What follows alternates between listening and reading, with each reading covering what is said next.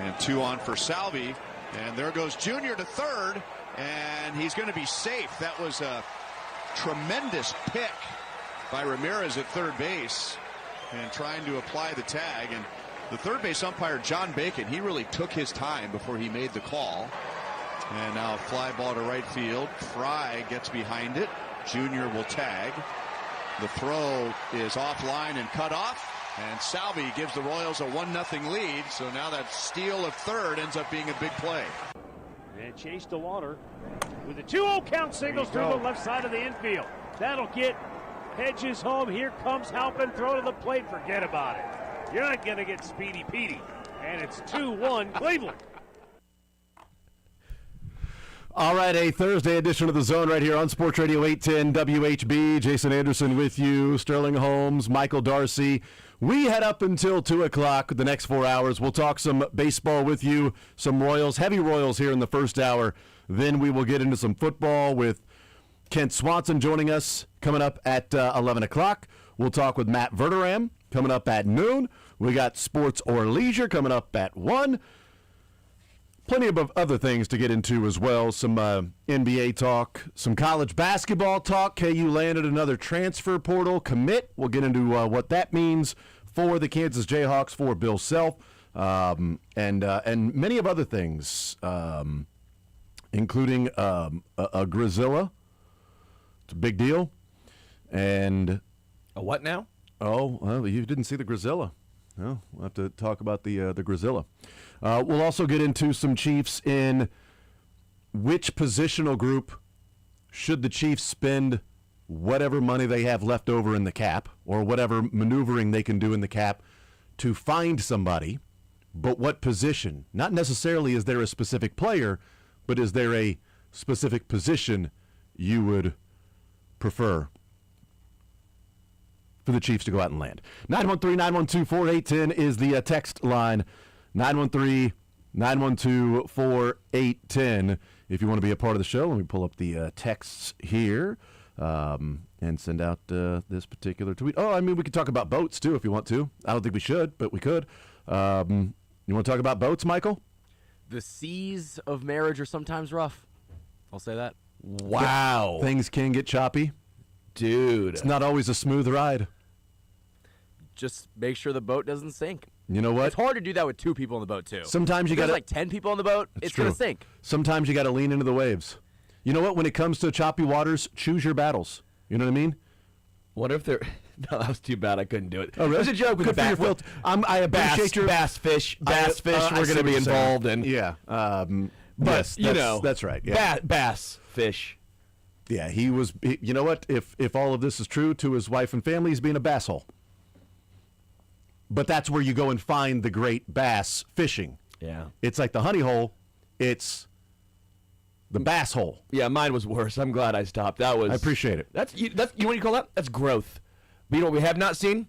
Growth from Q or from Cags. You know what? Maybe I'm glad that Cags is lefty and not right-handed, because he would sit against every right-handed pitcher, wouldn't he? Here we go. Quoasted. You ready? Quoasted? Michael, you ready? Here we go. Thanks, Darcy. Is that a fact? Is it quoasted? Is it Qsted? I don't think it's either. Thank you. It's made up. It makes me mad. No, got exactly what it is. And the conflation of, well, you're going to sit him for Lane Thomas or Starling Marte. No. What the? I don't need to see Elias Diaz in the lineup. Sorry. Salvi can catch. He didn't catch the night before, did he? I don't know. He's pretty good behind the plate, Diaz is. Sure. Did he catch the night before? Did Salvi catch the night before? No, he didn't. He could have caught. But haven't we talked about getting Salvi less games behind the plate? He has. And now caught a lot less games. But now you're complaining because he's not catching? I'm not even saying throw Jensen in, because Jensen had a brutal night the night before. Yeah.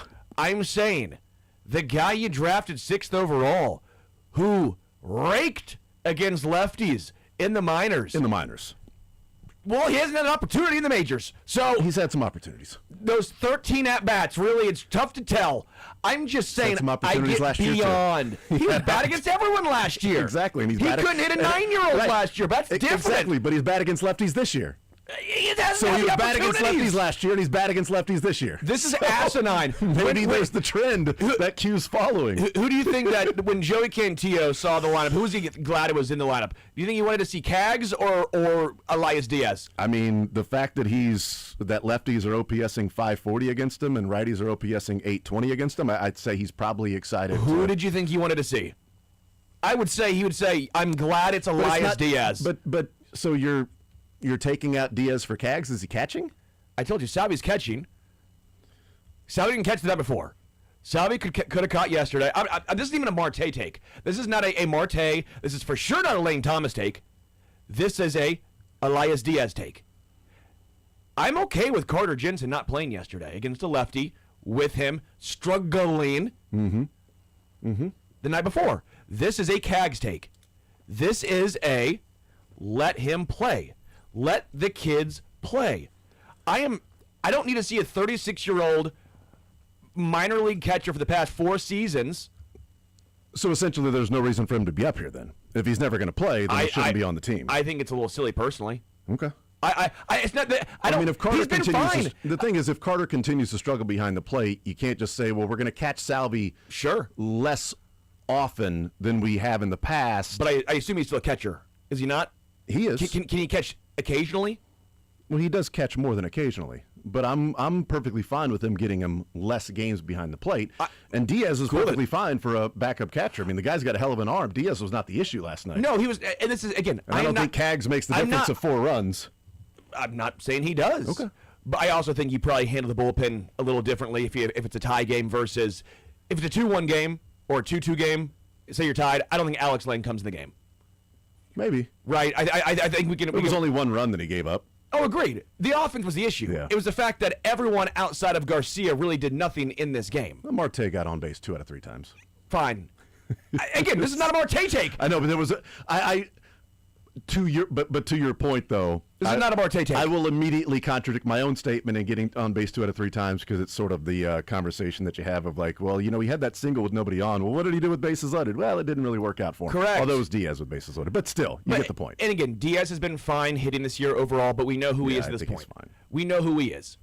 He's probably a third catcher.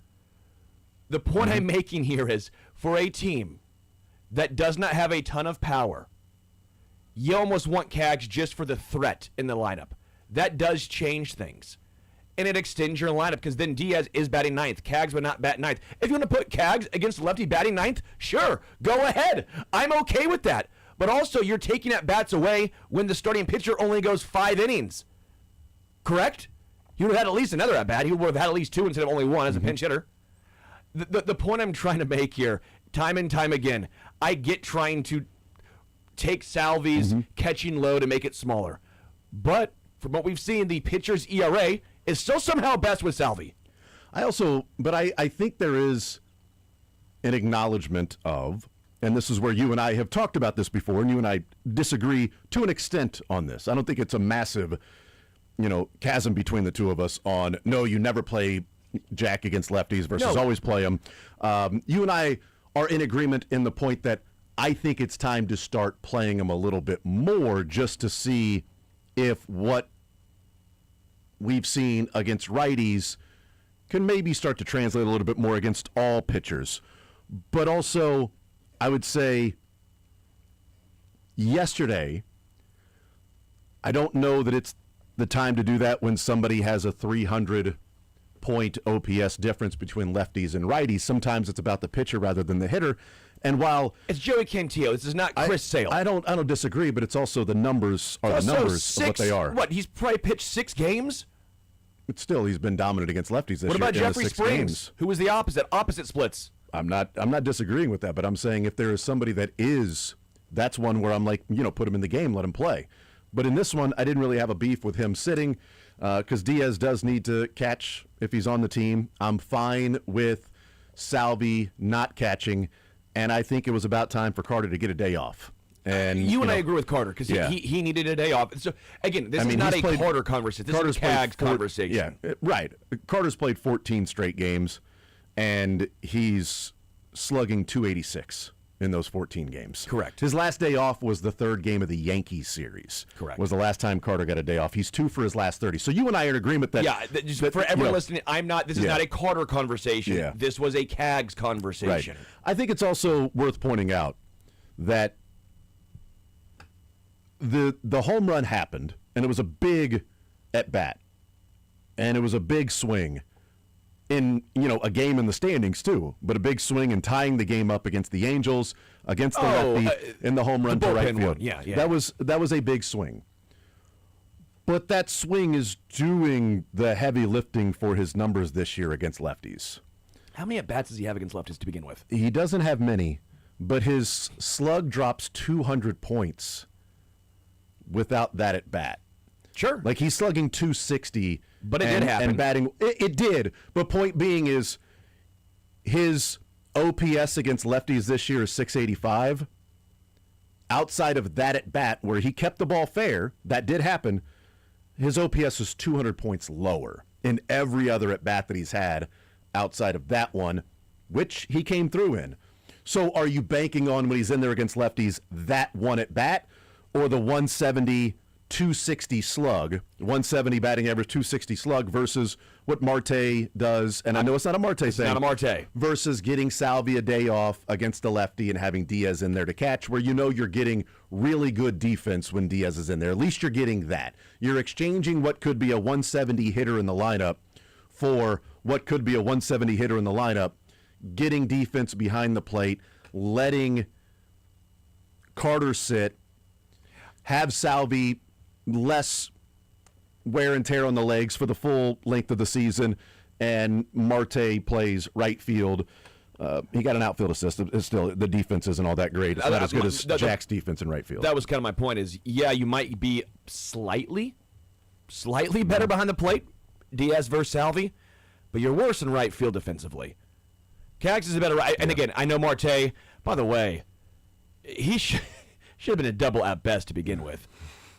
At best to begin with. Hey, you know what? He got his league-leading outfield assist. But he got. It was a great throw. That dude barely plays and has 3 outfield assists. It was a great throw, and I'll give him credit for that. But I mean, I don't know. The defense of changeoff's probably just small right there. Mm-hmm. It's a tiny defensive change, in my opinion. So then it comes down to whose bat do you want more, Diaz or Cags against the lefty? The answer for me is going to be Cags. Yeah. But then I look, I think in a vacuum, I don't necessarily disagree with those things. In a vacuum. How's Cags supposed to get better? Well, he's got to get out of the vacuum first. But in a vacuum. Well, who's going to let him out of the vacuum? He's stuck in the vacuum. Well, he should swing his way out of the vacuum. That's the problem. He can't swing his way out. It's a left-handed vacuum. They didn't give him a bat. The vacuum is left-handed. And he's not. There's no bat. I'm in a nutshell. How did I get this nutshell? Let me out of this nutshell. Get me in a nutshell. In a vacuum, I agree with specifically this one game. But the bigger picture where I would like to see them catch Salvi fewer times in April, May, and June so that August and September he's more fresh. And so if there's a game that you choose where it's a lefty on the mound that this year has been pretty good against lefties, Salvi sits, Diaz is in there, Marte's in there, Carter needs the day off anyway. Yeah, I give you Carter's never. I have no argument. I think bigger picture, I'm okay with that game. In a vacuum, yeah, you and I agree. I'd like to see Cags more in there against lefties to see what he does. Like, I'd like to see him right now more in there against lefties. But again, I think it's the micro and macro. The micro part of it, I'm like, put him in there against Cantillo, and if he struggles, okay, then you start to say he's not ready to do that. He had that awesome at-bat against the reliever, but we're not ready to put him in there because outside of that at bat, he's batting 170. He's slugging 260 against lefties this year. He's getting on base at a cool 208 clip. So maybe he's not ready to do that. Or maybe he hasn't had enough at bats to even those numbers out. I mean, Vinny's batting 194 in the season. You're still going to throw him against lefties and righties. And he's got more of a track record. The back of the baseball card for Vinny. Sure, and I agree. And that's my point. I'm not saying sit Vinny. Yeah. The point is, you and I, we're very close on this. I just don't understand the thought process of, well, in those 13 at-bats this year against lefties, he's struggled, so he can't. I don't know how many at-bats it actually is. It's probably more than 13. But that's me trying to be. It's like 20 or. I was trying to be hyperbolic, honestly. Just go minuscule or just go tiny. I didn't write down the number of at-bats when I did the numbers for it, but I'll check on it. The point remains, how is he ever supposed to show he can hit lefties if you never give him the opportunity? Again, Elias Diaz, if you need him as an emergency catcher, I'm fine with it. He's been fine this year. It's not like I'm hating on Elias Diaz. That's not what I'm trying to do. But I just don't know why you hate him. I think he's actually been a fine player for the Royals this year. But again, if you're telling me who not do on I base pass, but behind the plate, yes. He's had 20. Kaggs has had 23 at bats, 24 plate appearances against lefties. He's had 83 at bats, 95 plate appearances. So he was hit by a pitch against a lefty. That's the only time he's got on base besides the 5 hits that he's had. 2 doubles, 1 home run, and again, the slugging 435. That one at bat is doing the heavy lifting because he's slugging 260 outside of that. Well, of course, but it happened, and it counts. It did. I know, it did, and it counts, and it was a great at bat, and it was a big moment for the Royals. But I think also, do you take that one at bat and go, okay, this is who Kaggs is versus this is who he's been outside of that at bat, so we're going to take the overall numbers, and if we take the smaller percentage numbers in each game over the course of 162, we'll be better for it. In a vacuum, though, in a micro view, I would like to see him start to get more opportunities against lefties to see if he can become a guy that doesn't need a weak side platoon like Starling Marte. And again, Marte's been fine. He's actually been really good overall. I think Marte, I love the signing of Marte. I love the signing of Lane Thomas. I think there are roles for both those guys on this team. I really do. I think that they are solid contributors, and they even last night, obviously we saw what Marte did. The point is, they don't provide any power in this lineup. Yeah, that's not what they do. And so you're gonna have to scratch across 9 hits, 10 hits. They got 4. Yeah, you're not gonna score any runs. Kaggs has the ability to put one over the fence. Elias Diaz does not at this point. Nick Lofton really does not at this point.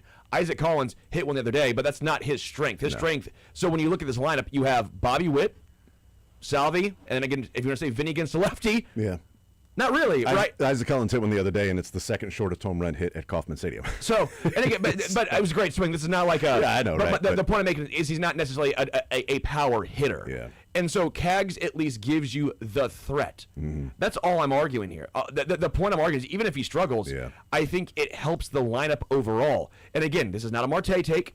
For sure not a Lane Thomas take. Lane Thomas, every lefty. Put him in there. I would still like to see him bat leadoff. I would even switch him and Garcia against lefties. Who would you rather have up with guys on base?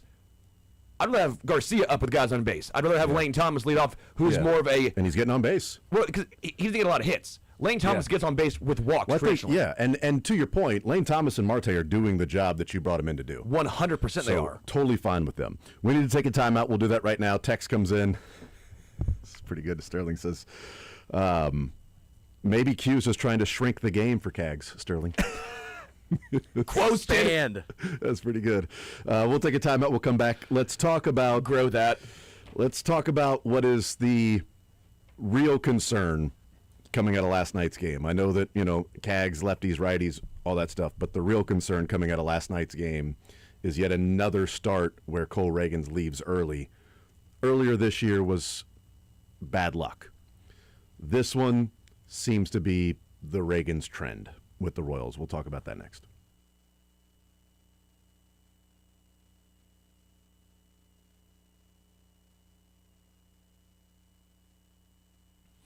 Right now, new customers can bet $5 and get $150 in bonus bets if your first bet wins. What a deal. That's right. Turn $5 into $150 in bonus bets just for getting started. FanDuel makes it easy to get closer to the action, from player props on your favorite stars to all the tools you need to back them up. Spurs last night put it on Minnesota. That was a beatdown, winning by 38. And the Sixers, that's a cover. They choked. They choked hard. The Sixers were up the entire game. Fourth quarter comes around. They put up like 12 points. They put up 12 points in the fourth quarter. Sixers, way to let me down again, guys. But at least it was a cover. 2 games on the slate for tonight. The nightcap, Lakers, OKC. In the 6 o'clock game, Cleveland and Detroit. The choice is up to you. Who are you going to roll with? And it's everything you need all in one app, so don't miss your shot. Head to FanDuel.com/local to get started.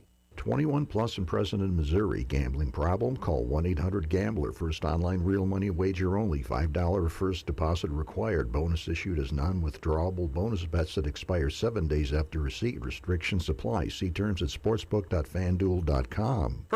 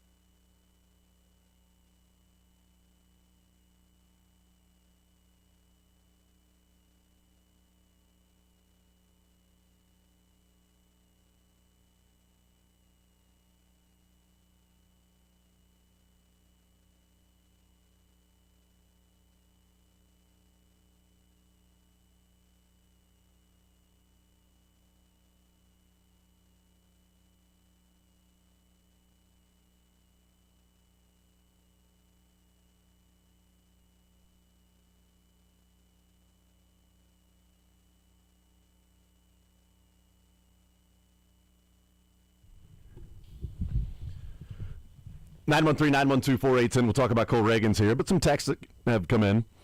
Text says in 600 at-bats, his number after 26 ABs was 23 at-bats versus lefty, but still, same difference.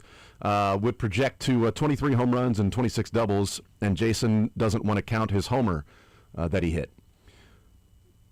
It's not about not counting the homer. It's about the homer doing so much heavy lifting for this. If this was mixed in, like, here's he's batting or is slugging 435, and he's got, 4 or 5 doubles and, a number of, but it's an at-bat that's doing the heavy lifting of 200 points in slugging.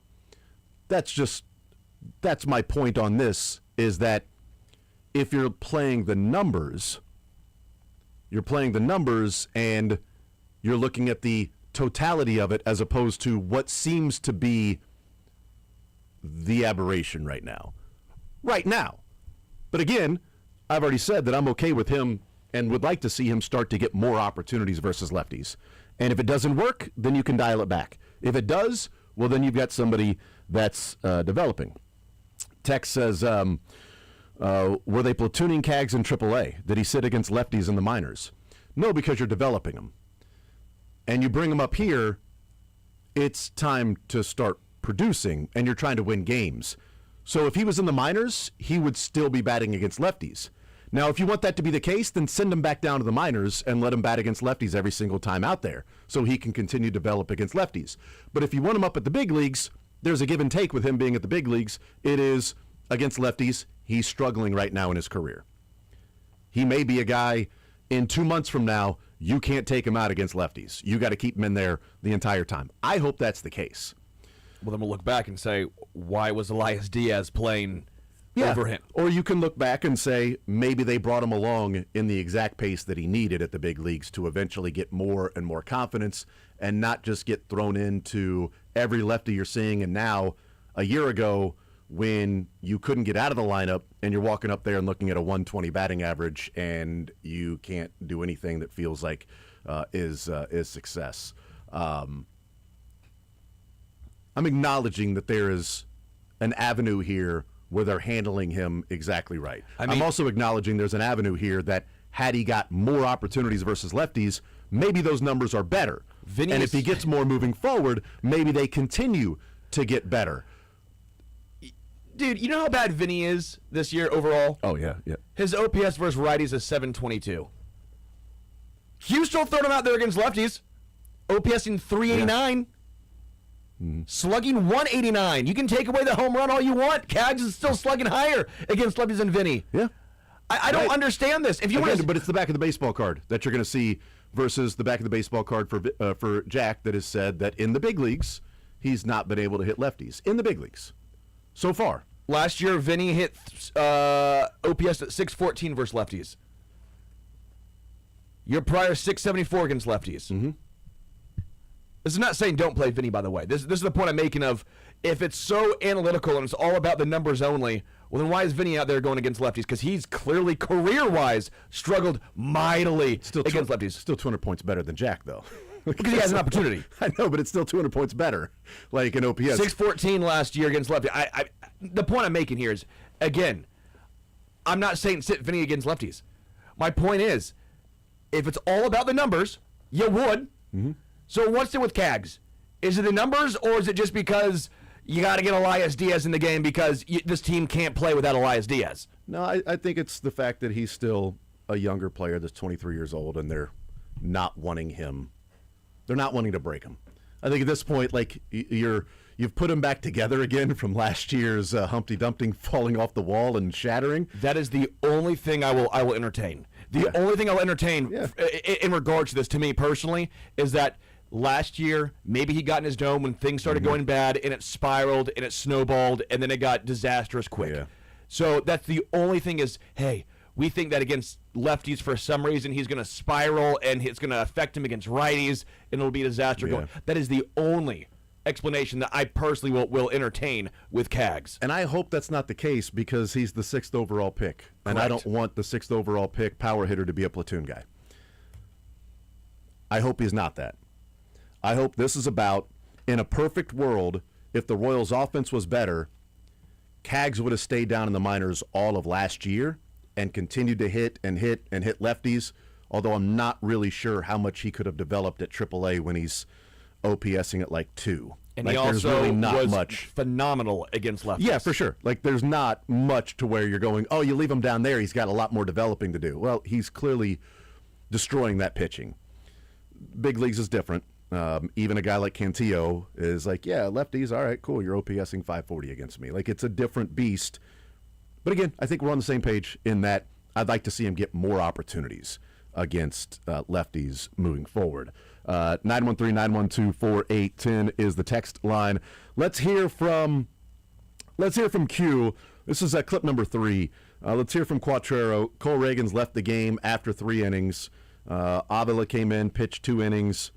I thought he pitched okay. Like, I thought he was fine. The guy you go to. Yeah, it was an we can get into the baseball being a game of inches and how minuscule it was from that inning, not giving up any runs versus giving up 2. It's tough. But Reagans leaves the game after 3. Here's Matt Quattrero on Cole Reagans leaving the game. He just started having some tightness, soreness in the back of the elbow, tricep area. So just trying to be cautious and get him out of there. And we'll get some more evaluations tomorrow and see what we have. We don't think it's serious. We'll see. We're hopeful for the next start, and we'll just see where he is after we evaluate it tomorrow. Did you feel that throughout the outing in the 3rd inning? Did he say? I don't have the exact specifics of when. I mean, he definitely felt it in the 3rd inning for sure. Is that an experience? Has he had that particular feeling before? No, I don't think so. I mean, you can check with him specifically, but it's in the back. It's not the ligament or all that kind of stuff. So, but I don't know if he's had that particular sensation before. Q, it doesn't sound serious listening to Q. Now they're going to have to get some imaging and things like that. Let's listen into Cole Reagans. It was about 1:40. This was his whole press conference after the game was over last night. And he starts off, they asked what he felt in his arm. Yeah, just like the bottom of the tricep, back of the elbow, and just, got a little tight. I've been through the elbow stuff. It got to a point where I didn't feel like I needed to push it anymore. And, I talked to Sweeney and all them, and figured that was the best decision. Did you feel it throughout the outing, or just? No, just more in the 3rd. Cole, what's your sense of what it is feeling right now, and just how you look at it as you go home tonight? I don't know. I haven't felt anything like this. I know I've been through the elbow stuff. I know it's not what I've been through before. So we'll kind of, we'll do some other stuff and kind of go from there. What's it been left as at this point? Bottom of the tricep, back of the elbow, tightness. How were you feeling prior to that 3rd inning? I felt great. I thought the ball was coming out good. Stuff was good. Felt great. So you have to have a scan, the MRI, anything like that, or what is it? I'll talk to him and we'll kind of go from there. Was it a particular pitch or anything? No, just kind of gradual.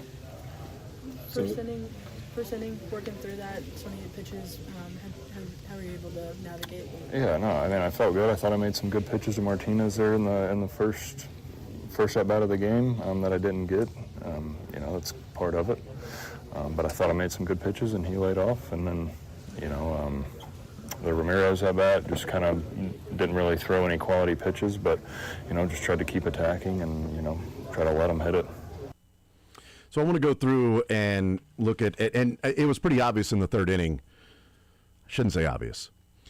The miles per hour would tell you that maybe something was going on in the 3rd inning for him compared to his most recent start. Not even going back to the 11 strikeout, no walk game 2 starts ago, but his most recent start in Seattle where he pitched into the 6th inning, but he gave up, 5 or 6 runs, struck out 8, walked a number of guys too in that game.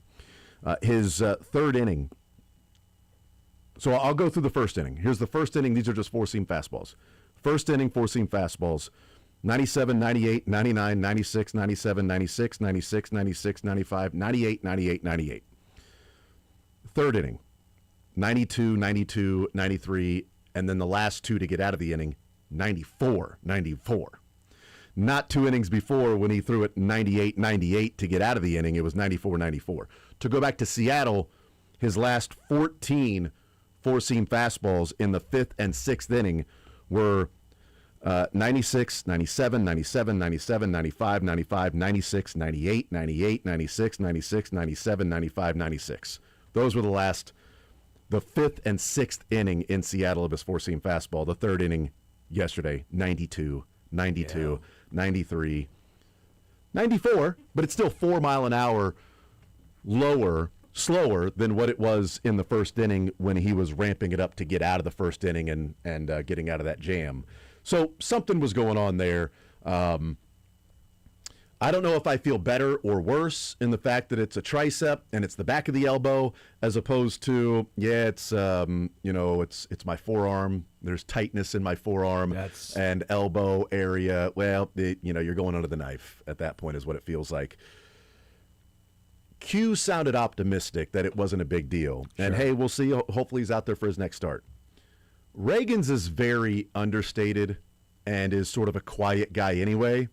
And I don't think he'll, after a start, good or bad, he really should. That's what he sounds like when he's had a great start and what he sounds like when he got shelled.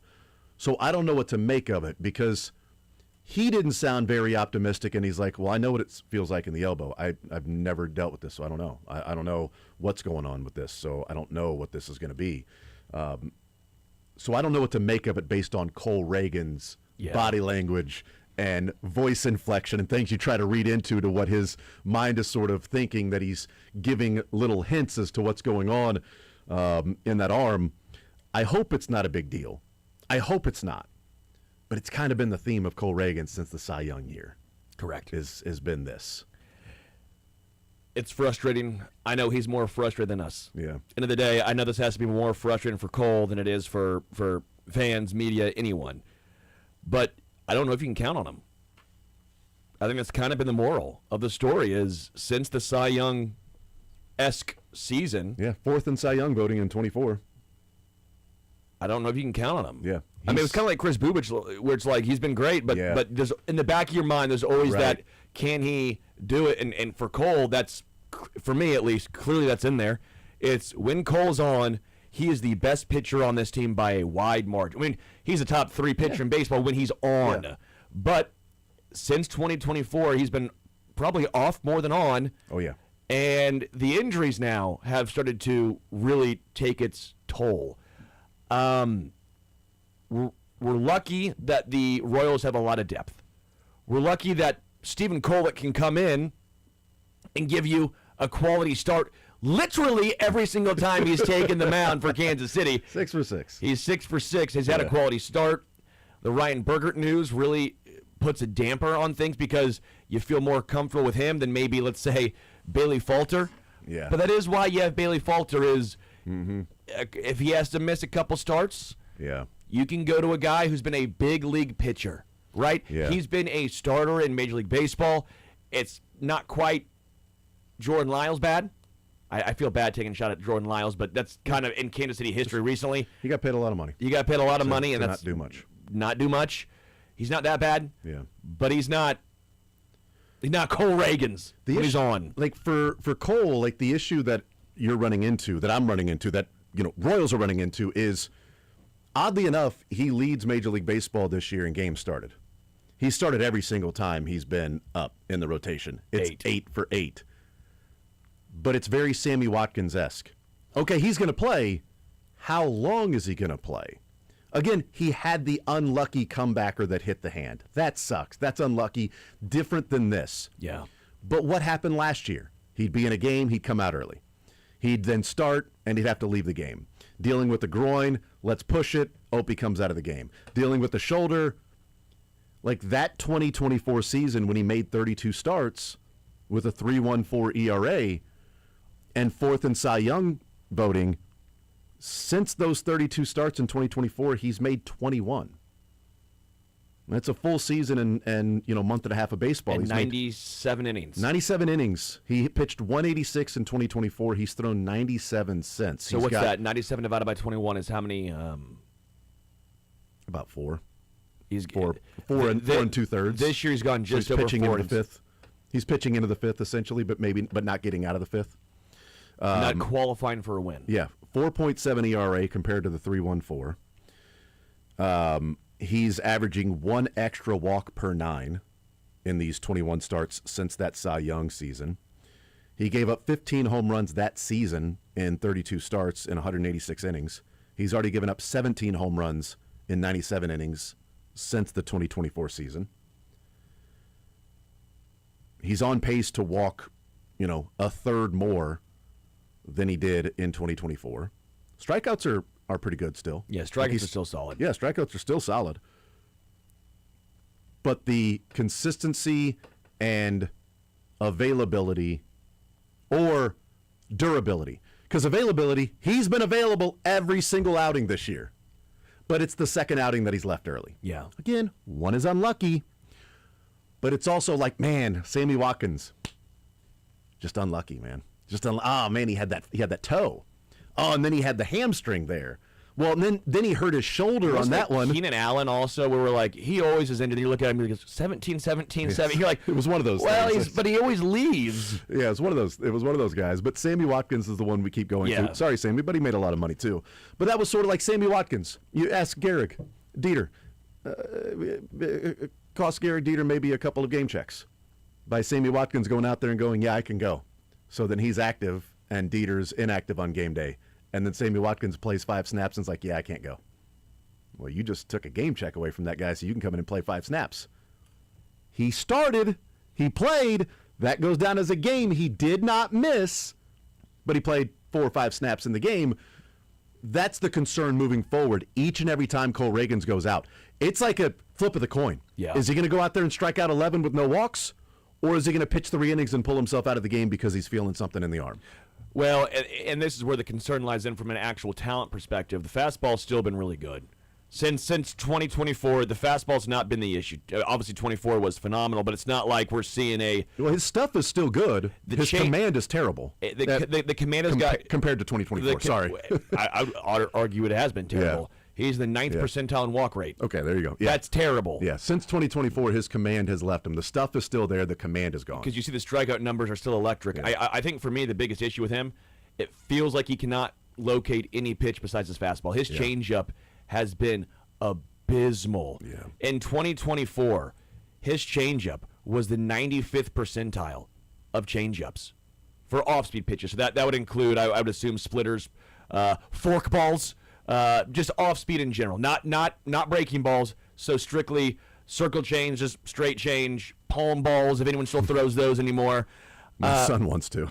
Dad, look at this palm ball. Goes into the neighbor's yard. Yeah. Let's not throw that anymore, buddy. But he was 95th percentile in off-speed. This year it's 3rd. It's just not moving as much. Yeah. It's not effective. He can't control it. Mm-hmm. Which hurts you against righties. And so I think, to me, that if there's one pitch that I feel like, again, this is injury How often aside. did he throw? You may have said this. Sorry, I was looking at something else. I was looking something else up. How often did he throw that in 2024? That changeup? 24%. Okay, well that's you know he's throwing this year. I hope minimal. 16. Yeah. Well, he's dropped it, but still, is he dropped it enough considering that he can't locate it? But that's also the issue is. That was his best pitch. Yeah. Second, even to say fastball, but he was fastball change. Yeah. Well, when the change you have no confidence in, and that was your second best pitch, you're not really a breaking ball guy necessarily. He's throwing his fastball 56% of the time this year. It's because he's falling behind in counts. Well, that's true, yeah. But it was 42% in 2024. Well, in the last 2 outings, it's been like 60%. Because it's although in the 3rd inning he stopped throwing the fastball, so I wonder if that's where it's like I can't really hum it in there at 98. Yeah. I've got to throw off-speed pitch. He threw 5 fastballs in the 3rd inning. And they have all its information, but to me it feels, and I'm sure he's told him too, but to me this screams of I can't locate any pitch besides my fastball. I have to throw my fastball. And so when you're basically a one-pitch pitcher now at this point, it's tough. It's tough because guys are laying off every other pitch because you can't throw for a strike. And so that's the injury aside. Cole Reagans, just to me, I hope they figure it out because you can see the tantalizing stuff and strikeout numbers are still great, but there is some real concern, not just injury related, with Cole Reagans. In the 1st inning, he threw 18 fastballs, 4-seam fastballs, facing 5 hitters. In the third inning, facing 5 hitters, he threw 5. Now, some of that is second time around. You switch up maybe your game plan, so that could be part of it, certainly. Still drastic. But against, again, his most recent outing, it's pretty consistent along the board of how often he was throwing fastballs, no matter who he was facing. When correlation doesn't always equal causation, but if you're throwing the fastball more and you've already got the injury history, that can't be good for fatigue. Yeah, I mean, if you're pumping it in there the way that he is, late in games, and if you're on your 80th, 90th pitch or whatever, and you're still throwing at 98, but that's where he works. Like, he's been able to do that, and that's what makes him special. That's what makes him... He's a big guy, too. It's not like it's... But that's what makes him a top 5 Cy Young guy. Yeah. If he's a guy that can only hit 98 for a couple of innings, well, then he's a bullpen guy. Yeah. But if he can hit 98 in the 5th inning, like he did against the Mariners, on his 80th pitch, 90th pitch, well, that's what makes him a starter, a guy that can go longer into games. The question is, can his body hold up to be a starter? Correct. And the last couple of years, especially last year, but this is a combination, last year and this year, because if we're just looking at this year, this would be the only game that he left because he pulled himself out of the game. Unlucky that Jose Ramirez hits one right back to him and hits his hand. He tried to get out of the way. It wasn't the Lucas Urseg 2 years ago that tried to grab the ball, hurt his hand, and then broke Vinny's thumb. That was a disastrous play because it would have been a double play and got out of the inning. Instead, Urseg's out for a couple of weeks and Vinny's out for months. Yeah. But so there's a little bit to where I acknowledge it's kind of unfair this year.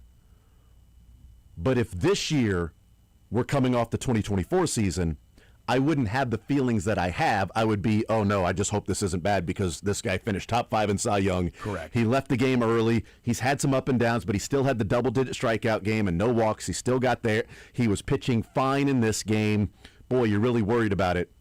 Coming off last year, it feels like it's sort of the same song with him, and that's the concern. And again, the Royals are lucky. Not lucky. We're lucky to watch them because they have a lot of depth. Yeah, they've acquired depth, and let's hope Noah Cameron's okay, and he can. That was just a one-start miss, and he just needed that, and he can bounce back because if Reagans is to miss any time, you feel good with Kolek. Yes, but without Bergert now, and with Avila in the bullpen with Kudrna on the shelf. Not saying that Kudrna would be a starter, but maybe Kudrna is a bullpen guy and Avila's a starter. As a starter, but Bailey Falter's now next in line. Yeah, but at least again. We're not talking about a guy who's never pitched in Major League Baseball. He's a veteran, and hopefully he can grind some starts out if need be. We'll take a timeout, come back, continue rolling, wrap up this hour. We will talk with Kent Swanson coming up at 11 o'clock. We'll talk with Matt Verderam coming up at noon. It's not a Matt day. It's it's a Matt day, but just not a big Matt. Like yesterday was a Michael day at Firehouse Subs. Thank you. It's a great day at Firehouse. Thank you, Joseph Michael Schaefer, for giving me his old ID. If I was a bouncer, I would have thrown your ass out. Dude, the IDs kind of look like each other. I mean, I'm not gonna lie. I had to, I haven't shaved in a while, and I hate shaving. And he was, he was clean shaven in his ID, but it was an old one. So he's like, "Here you go, thanks, man." And I got into the club. I snuck in. Welcome to the Michael Club. Yeah, that's right. I've always wanted to be in the Michael Club. It was my parents' favorite. Michael was my parents' favorite. It's my brother. I've always wanted to be a Michael. I've been so jealous of Michaels. They're always the parents' favorites. Jason, least favorite. Every time. More so next.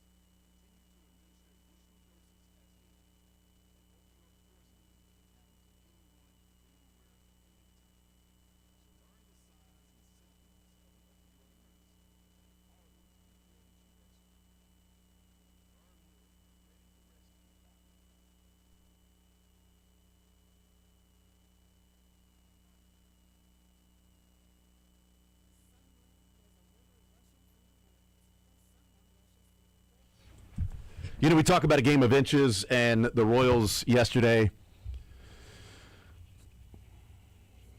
Diaz comes so close to holding on to the foul tip in the fifth inning. The next pitch is a base hit, so now you got first and second. Laying down the bunt, doesn't get it, back picks to second. The replay, once they said replay, I'm like, oh, that's overturned. He got him. And then I'm like, oh, I don't know that he got him. They were going to probably stay with the call on the field. How about he got him? Then they steal third, and by inches, you don't get him at third. And then a single through the left side at 71.9 exit velocity. That's how you get 2 runs. That's baseball, baby. Yeah, I mean, that's ultimately, the difference in the game. And then that fly grounder to Garcia, if he fields it clean, Ramirez out at home.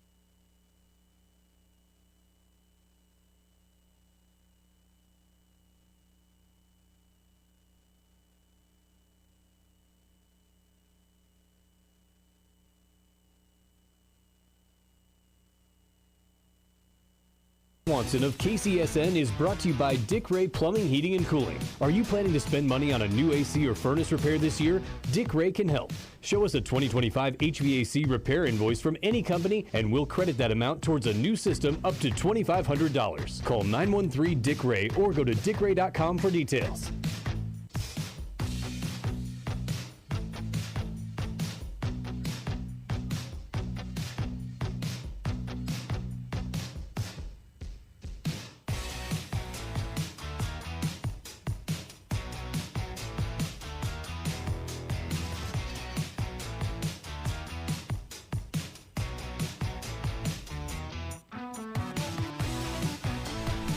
All right, we continue right here on Sports Radio 810 WHB. We've got some sports or leisure coming up at 1 o'clock. We've got some football categories, some baseball categories as well. That's at 1 o'clock. An hour from now, we'll continue talking some football, Matt Verderam. But right now, we talk some Chiefs football, some draft with the man from KC Sports Network, KCSN, and the KC Laboratory Podcast, Kent Swanson, joining us here in the Zone on this Thursday. Kent, what's up, brother? How you doing? Jason, doing fantastic. Gonna go head out to the K and watch the Royals after this. So it's gonna be a good afternoon. Heck yeah, that's fun, man. Let's see if they can get the series. Take 3 of 4. Let's go. Don't give any games back that they got in these first 2. And with you there, what can go wrong? You know, a lot actually. I don't know the last time I've seen the Royals win a game actually. Ooh, so okay, so this is dangerous territory. But taking the boys out. This is my 4-year-old's first game, and nice. I mean, school day at the K. That's what school day at the K is today? I think so. That's cool, man. Yeah, that's fun. A lot of little kids screaming while you're trying to watch a baseball game. All good, though, if you've got one of the kids there. Kent Swanson. Every single kid, every pop-up, they think it's a home run. That's right, yes. So it's like every other home stadium? Yeah, it's just all the more intense. It's a different version of last night's bark at the park. It's just a different version of that today. Kent Swanson is our guest. All right, so let's talk about it. It's been a couple of weeks. Last time we talked was the day of the draft. And by the way, shout out to you. We asked you a few questions. One of them was, do they pick at 9, before or after? You said before. Then we said, do they pick at 29, before or after? You said they pick at 29. And you had defensive line and cornerback as the 2 picks that they would go with. Now, whether they're flipped or not doesn't matter. That's what you went with. So kudos to you, Kent, for being right. At least what you gave us on the show. I don't know what you gave us on any other show and gave out to any other show. Doesn't matter. That's what you had here Thursday at 11:25 2 weeks ago. Yeah, I just wish I would have given you Mansour Delane. I was a little surprised by that one. But, no, I thought the Chiefs might be aggressive. I don't think Brett Veach could sit on his hands too long. Yeah. So he didn't. He went and got his guy. He did. And it's to point out, you had Reuben Bain with their first pick, but at 29 you had him taking Chris Johnson.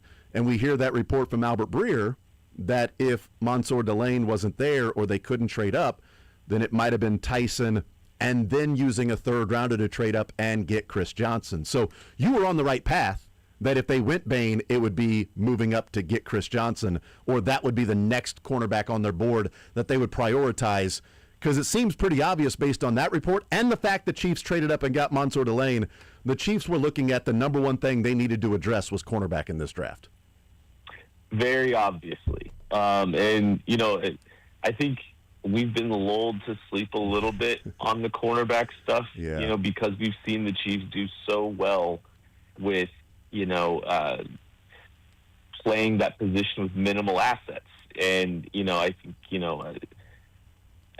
we thought, hey, Williams cornerback 1, no big deal.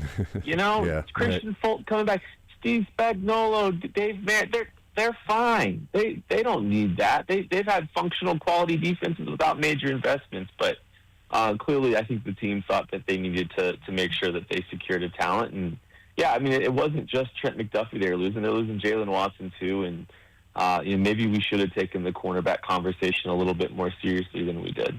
Visiting with Kent Swanson, KC Sports Network, KC Laboratory Podcast. All right, so let's look at it from the bigger picture overall view of what they were able to accomplish in their 7 picks, but really 6 players that you think will be playing.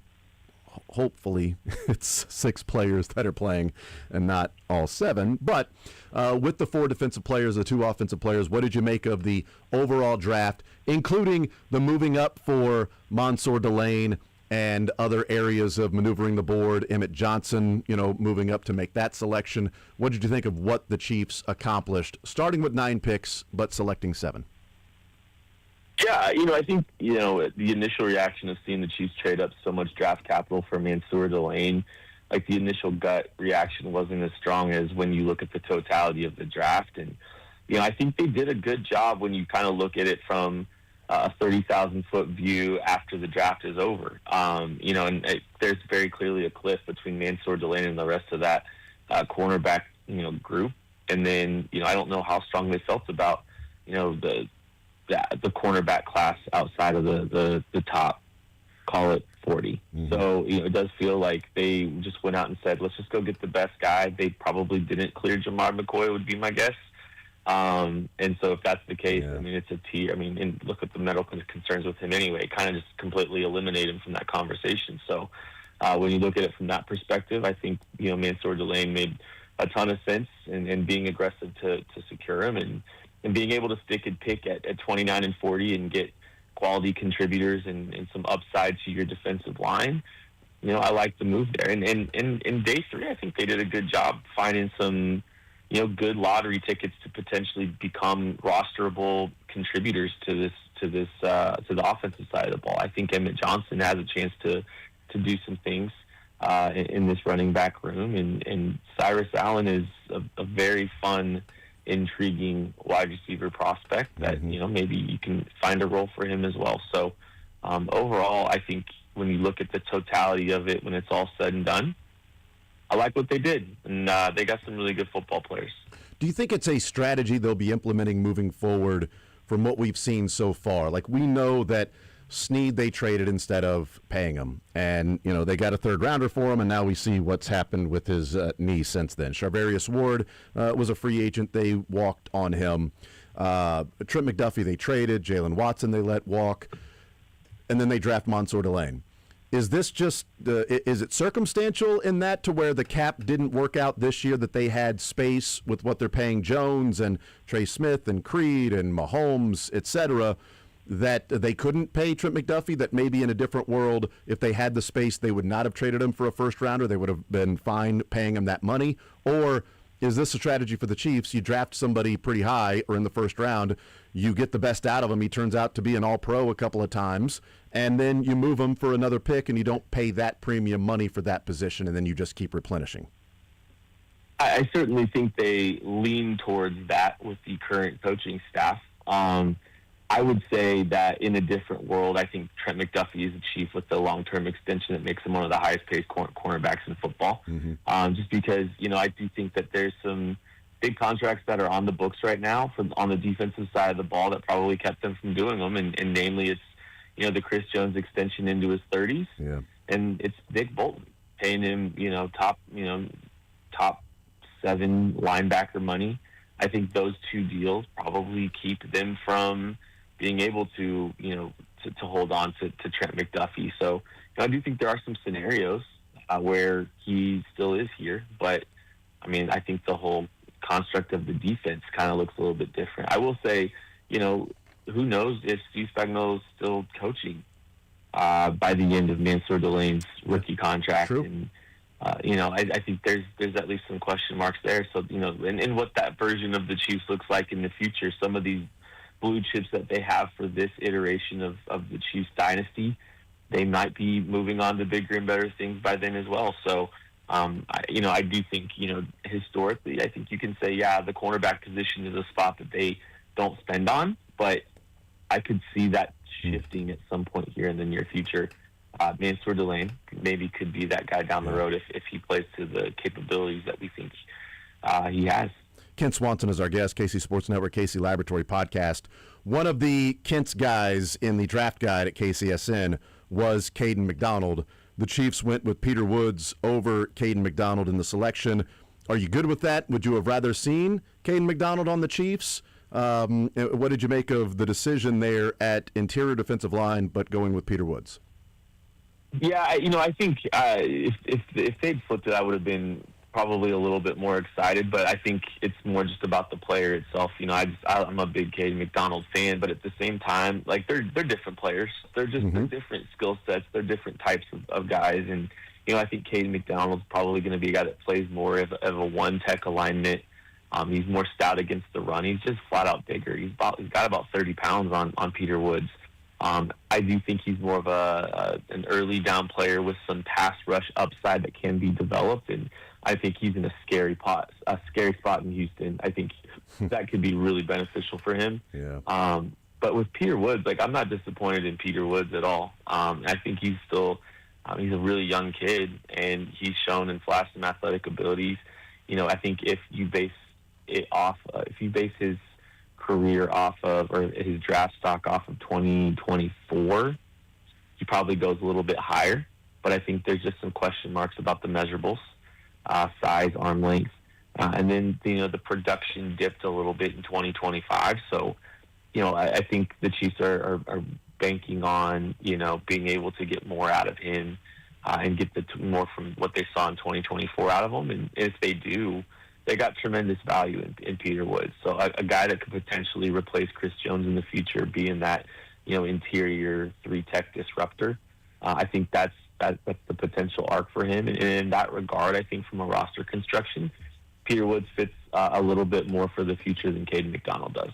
Ken Swanson's our guest. After the free agency and now the draft, and now anybody that they sign will not go against the formula for the comp picks, what area, if they were to maneuver and find some cap space to go out and bring somebody in, is there an area you want to see them address with maybe people that might be available at this point that they haven't done yet or couldn't do, and it didn't work out in a way to do it in the draft? Well, and I also believe I don't think they have all the cap space yet to sign their entire draft class up either. So they're going to have to make some kind of move at some point. It's just a matter of how big of a move that they eventually make. I would, keep an eye on, I think defensive line is something that you can always continue to invest in. And Karlaftis, Ashton Gelati, and R. Mason Thomas. Yeah, we can talk a little bit about Felix Anudike-Uzomah if we want, but I think there's some need there. I think to continue to bolster the pass rush. That's a place I'd pay attention to. Cornerback as well, if you want to insulate yourself just a little bit more. I don't know if they have the roster spots, when you're looking at how many players that you could see for sure making because they're young or because they're, kind of locked in there. Cornerback is another place I'd pay attention to. And then pass catcher. I'm not all the way done with pass catcher, be it, trying to find something in the tight end room, even though they've got a lot of swings in the tight end room already, or wide receiver. I could see both of those being, positions that are worth taking a look at, just to try to bolster, the pass catchers for Patrick Mahomes. What would you prioritize if they can only address one spot because of some cap limitations? Is there a spot that you'd say that you would prioritize first to go that would help this team the most? I think it's the defensive line. I just think there's just a lot of young, unproven players there outside of George Karlaftis. And, Ashton Gelati did some good things. And, R. Mason Thomas certainly, I think, has a role here on defense. But I think they need one more quality rusher off the edge. So I think that's the place I would prioritize first. Yeah, well, my philosophy that we've talked about a number of times when it comes to the defensive line is if you feel you have enough, go get one more. I'm always in favor of that when it comes to defensive line, especially pass rushers. You can never have enough guys, especially with depth and going through an 18-game season and or 17-game season, eventually an 18-game season.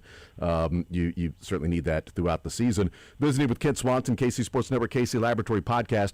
You wrote at KCSN about Emmett Johnson, and that's a guy that people are pretty excited about.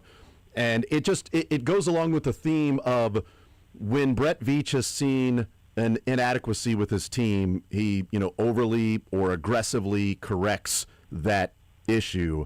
And pretty obvious last year, the running back was the problem.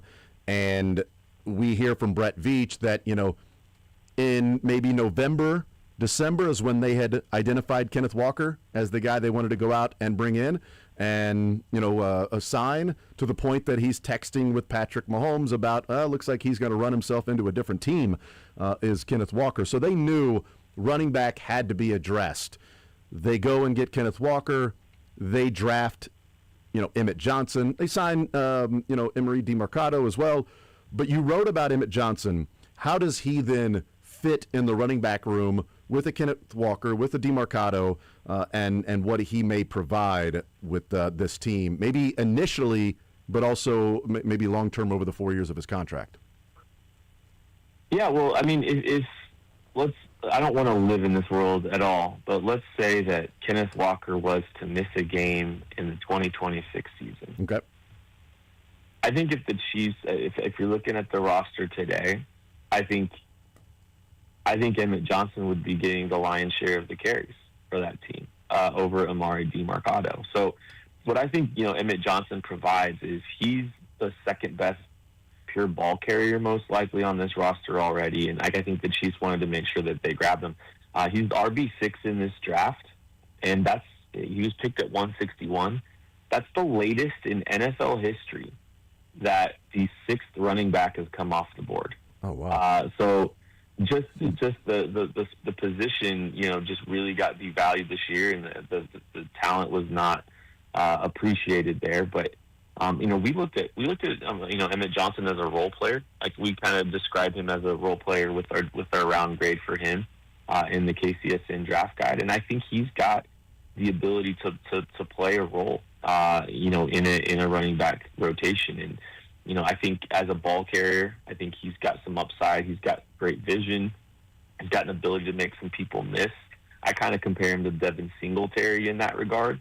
But he's got some, natural ability as a pass catcher as well. He can operate and execute, the basic staples of an Andy Reid offense. But, he can do more than what Kareem Hunt has been able to do in the last few years, and certainly more than what Isaiah Pacheco brought to the table in the passing game. So, I think there's a role for him as a backup to what Kenneth Walker provides in the run game. I think as a third down back, there's some question marks, just because, yes, he can catch passes, but I think pass protection is going to be a big challenge for him with his frame and technique. He's got a lot of work there, but I think he fits in nicely to this roster. I think he's got a really good chance of carving out a role as soon as his rookie year, and it wouldn't surprise me to see him doing that. I know we talk about the difference between the running back room last year versus this year and how much better it is right now with this team. But I also want to point out, over the last 2 years, when Rashee Rice got injured in that Chargers game, Carson Steele was the starting running back that day. And Kareem Hunt hadn't played and hadn't gone through an offseason and had signed with the team a week before and got 14 carries in that game. Carson Steele got the first 2 drives, fumbled, dropped a pass, and then they went with Samaje Perine and Kareem Hunt the rest of the way, and Kareem Hunt hadn't carried a football since the year before. So it's not only a massive difference this year from a year ago, it's been a while, Kent, since you felt like you could just hand the ball to a running back and let that guy go and create and get more than what's blocked for him. And I'm excited to see that happen this year for this Chiefs team, because I haven't felt that way since Jerick McKinnon in the 2022 season. 2022 was the last time I felt that way, but he was really good in that last part of the season, and then in the 13-second game and the Cincinnati Bengals loss, he was unbelievable in that. But that 2022 season with McKinnon, it's been a little bit, and the last 2 years they got a guy, Carson Steele starting a game, and now it's going to be Kenneth Walker, and if he doesn't play, I feel more confident with Emmett Johnson with the ball in his hands than a running back the last couple of years. Well, I think what's funny is that all that Carson Steele team did was go to the Super Bowl again. But is that good though? It's not. It's not. It's not good enough to see. I think it's just funny to see iterations of this team. And I know, right? Kind of like the roster construction perspective of it too is just they have done, like we talked about, it's kind of like we did with the cornerback spot. We said, this team kind of treats it like, we'll figure it out. We'll sit in too high, and we'll just get some guys that can beat people up at the line of scrimmage, and we won't need to invest in it. And then they go and, make the highest pick that they've ever selected in the Patrick Mahomes era on corner. And then, they go a whole 6-7 years. That wasn't on purpose. At the running back spot where with minimal investment at the running back position, and hey, here's the aggressive correction. The league is kind of dictating more talent in the running back room, and the Chiefs finally said, "We give up. You're right. We need to do that here." So, I think it's interesting to see the changes in philosophy. It's interesting to see the shifts that this team is taking, in the ways that this team is riding as far as it relates to the roster construction. And I'm looking forward to seeing a running back that actually has legitimate home run hitting ability that can, create some big explosive plays, because the Chiefs have just flat out avoided that. They haven't spent a dime towards, trying to make that a reality over the last few years. And it's really refreshing to see this running back room kind of take shape in a different way. And I'm curious to see how this version of the Chiefs leans on that running back talent that they finally have in the room. What do you think of Emmett Johnson in pass protection? Because if he can't do that, then it's going to be tough for him to get on the field on third downs, and it'll be tough for him to be RB1 if Kenneth Walker were to miss some games. What do you think of him as a prospect, and maybe ability to grow into that? I certainly give him more faith with Eric Bieniemy there, and DeMarco Murray as the running back coach and offensive coordinator, and him doing that. But how good is he? How far along is he in that ability?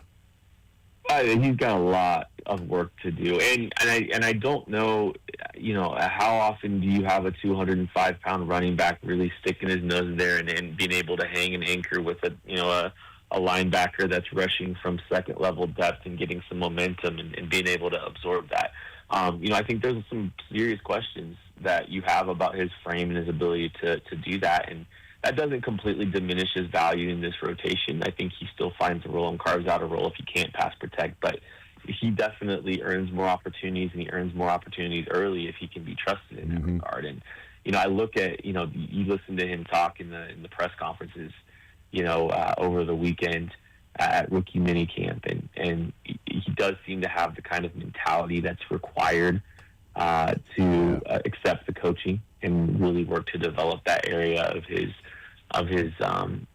game. And Andy Reid even made a comment that, he likes what he's doing in pass protection. He thinks he can pass protect. So, I think the Chiefs have some hope for him in that regard. And if he does develop his pass blocking, ability, he's going to have a really nice, have a really nice career. There's just a lot to like about him, and I think there's some things that he can do. I think there's various roles he can fill, and if pass protection becomes a piece of his game, that just makes him even more valuable to the Chiefs and whoever's he's on his second contract as well. And it's not full pads training camp that we see when they actually do some of these drills in pass pro. And I talked about, a couple of years ago being at training camp, and one of my favorite things that I saw was Pacheco in pass pro, and his turn was up, and it was against a camp body, and I can't remember who it was, but he called out Drew Tranquil that, no, Drew, you need to be the one blitzing.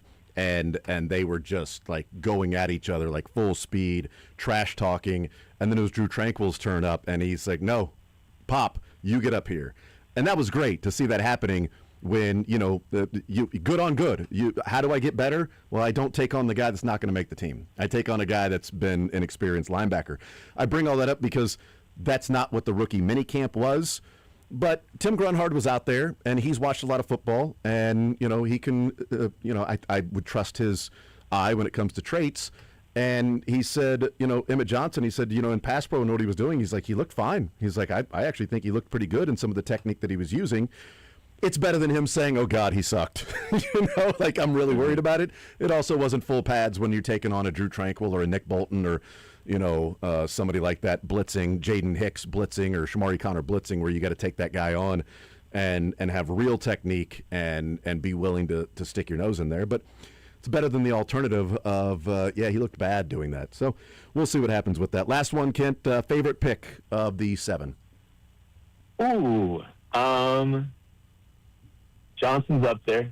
I think that's a really fun one. I think it's probably like Emmett Johnson probably is my favorite selection. I think getting value. I'm always going to day 3 and kind of the way they navigated the board and being able to get RB6 and at pick 161, and a player that I think can actually make a contribution to this football team.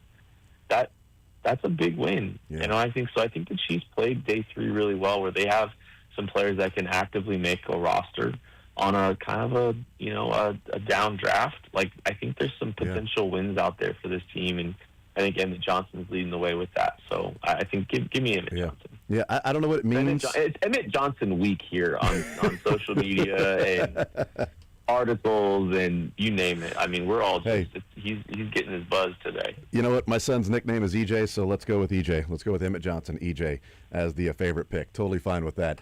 I don't know what it says about the draft or the future. Maybe it doesn't say anything. I don't know. But when we've asked different people their favorite picks, we've had 6 different answers, actually, because I can't remember who it was, but said Garrett Nussmeier was their favorite pick of the draft, getting him in the 7th round for the Chiefs. But the only one that hasn't been picked, poor guy, is Jadon Kennedy. But Delane is favorite pick, Woods. Mine was R. Mason Thomas, just because I've wanted to see the Chiefs draft somebody like that, just simply go and rush the passer.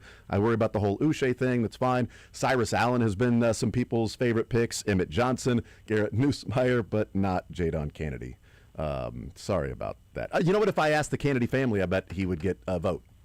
So I would hope so. Yeah, they might be a little bit. What if they said Cyrus Allen? Yeah. They were like, "Sorry, Jadon. I'm really pumped about this Peter Woods guy." Kent Swanson, KC Sports Network, KC Laboratory Podcast. Kent, you're the man. Appreciate it, brother. We will talk in a couple of weeks, getting closer to some more OTAs and mandatory minicamp at the end of the month. Thank you, sir. I'm good, Jason. Absolutely. There's Kent Swanson, KC Sports Network, KC Laboratory Podcast. Go and check that out. He posted it yesterday at KCSN, the breakdown of Emmett Johnson, and it's titled "Why Emmett Johnson Can Contribute in 2026," and he's got some video breakdown and looking at how he's running, the running style in the passing game, pass pro, things like that. So if you're curious about why Kent went with Emmett Johnson as his favorite draft pick, he wrote about it there. Emmett Johnson or Himmett Johnson? Because he's him. I don't have it. Let's workshop that one. Yeah, the pieces are there. Yeah. It's like Lego. You just got to build it. Yeah, that's fine. We're going to build it while we're flying. So we're building the plane while we're flying. We'll take a timeout. We'll come back. I do want to talk about one of the questions I asked Kent there of area to address, and he gave us different positions that could be a positional group that the Chiefs attack if they were to have any cap flexibility. But I asked the question, what's the priority at position that if they had cap flexibility with some of the names that are out there and the free agent remaining and all the landing spots and the different players that are landing spot, top 4, one of those being the Chiefs. We'll talk about specific positional groups coming up next.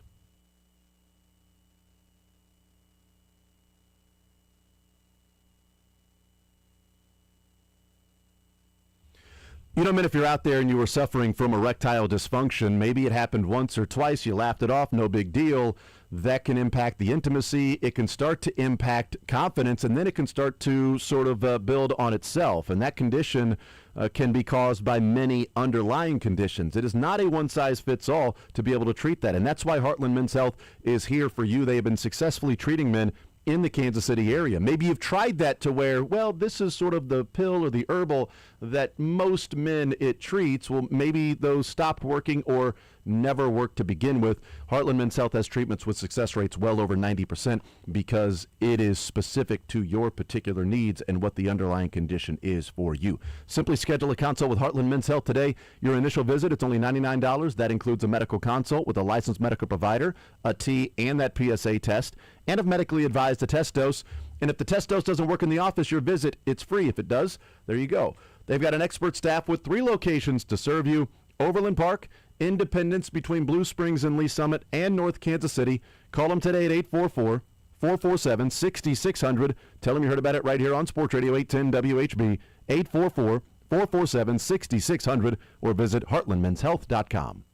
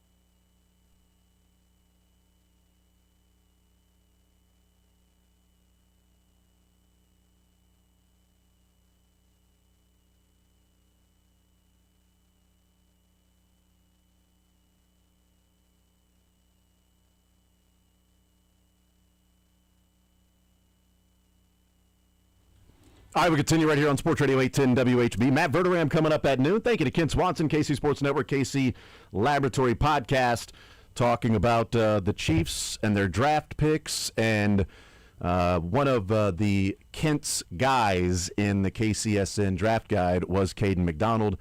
Chiefs went Peter Woods over Caden McDonald. But his point being, he's like, he really liked the player, Caden McDonald. But Peter Woods, the fit and all of that stuff. But Caden McDonald, they play different types of interior defensive line. Caden McDonald is more Kairos Tonga, as Peter Woods is more of the closer to the Chris Jones, but more run-stopping ability early on, and the certainly potential and explosiveness to become a really good pass rusher, where Chris Jones was right out of the gates. This guy was rushing the passer and stopping the run.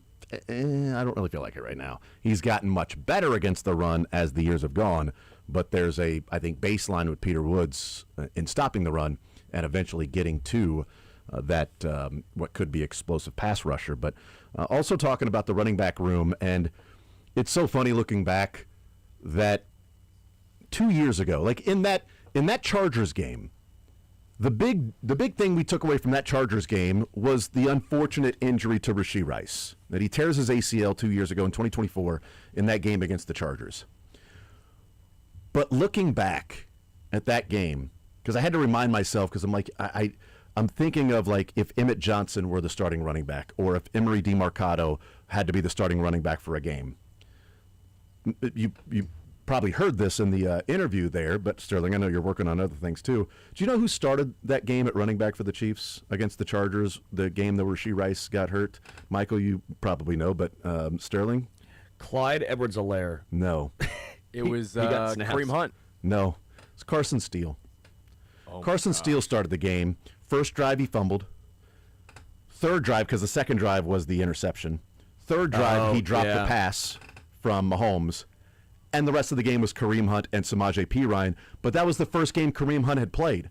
He got signed the week before. Yeah. He was inactive, and then he was active for that game, but it was going to be sporadic. He would touch the ball, maybe short yardage situations, until Carson Steele fumbled and dropped a football, and they said, no, we got to go Kareem Hunt and Samaje Perine. That was your running back room.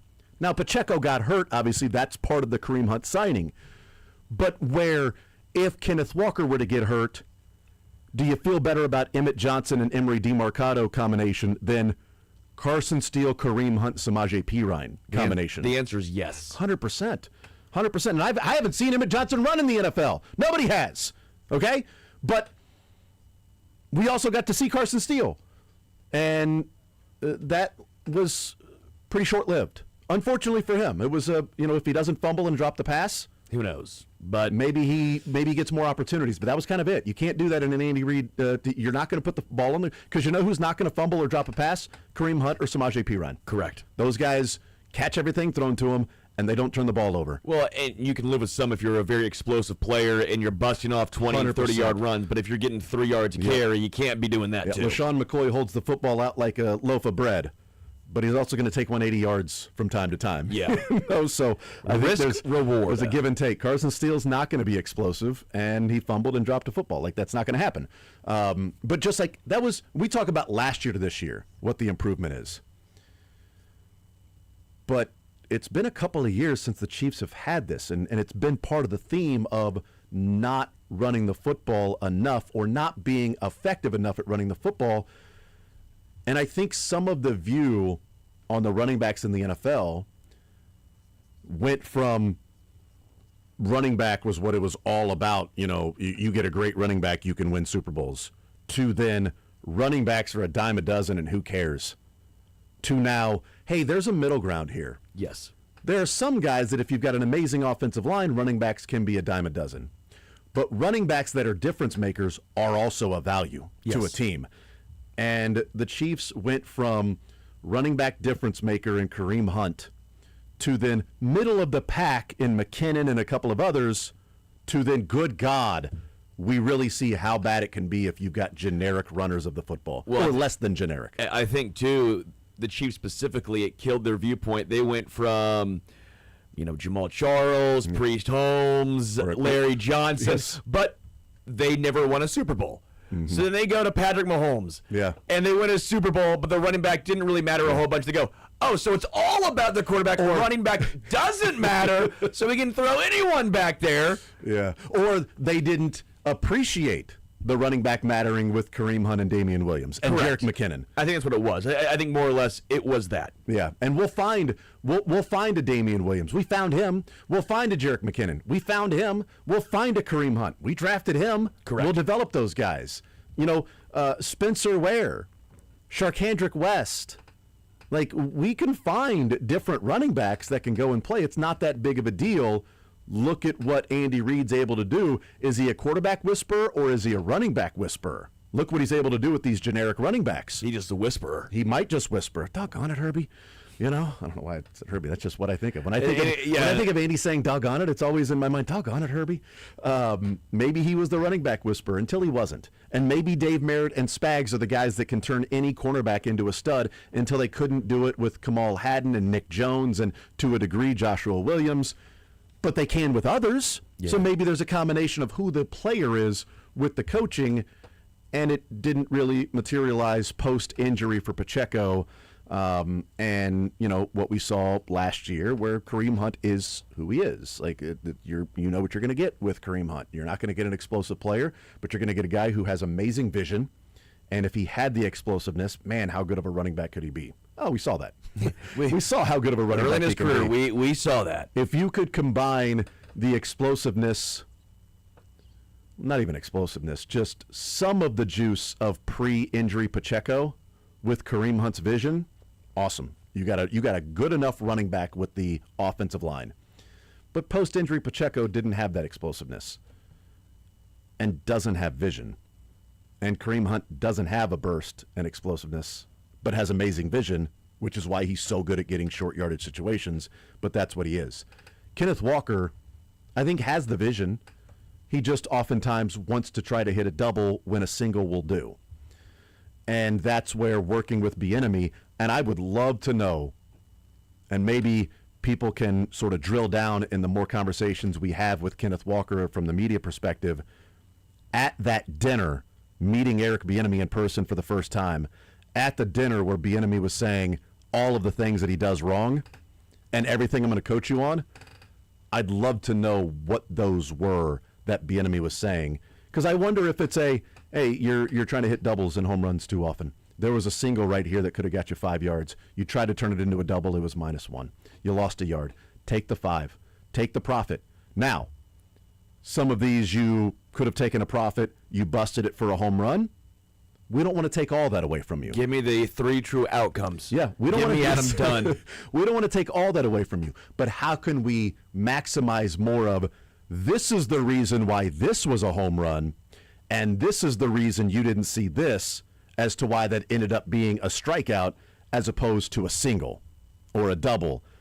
That's how we get more. I would love to know the different points that Bieniemy brought up as to what Kenneth Walker did wrong in his career that he was going to coach him on, because that's a difference too. Because the last couple of years, they also haven't had a running back coach like Eric Bieniemy and DeMarco Murray, where Emmett Johnson at the podium on Friday or Saturday says, well, Eric Bieniemy's a guy that's going to push you. He's not going to give you his flowers. He's going to coach you hard. I want the guy to coach me hard. I want the guy to push me, yelling, whatever it is, the details, because I know it's trying to make me better. And everybody knows the old adage. Don't get mad when the coach is yelling at you. Get mad when he ignores you. When he ignores you, it's an issue, because you're a lost cause. He doesn't even want to spend the energy or the time coaching you. Every coach has been through that when you're just done with somebody. And maybe it's I would say it's very rarely talent. It's more often than not attitude of just like, I can coach you here and here, but 1, you're not listening. 2, you won't take to coaching. 3, kind of acting like a punk. I don't even want to waste my time. Yeah. You know. So Eric Bieniemy may be a guy that never views that with a player. I don't want to waste my time. No, I'm going to get on you harder. I'm going to actually drive it more of what you need to do. You are going to adjust to this. But also, if you're not, get the hell out.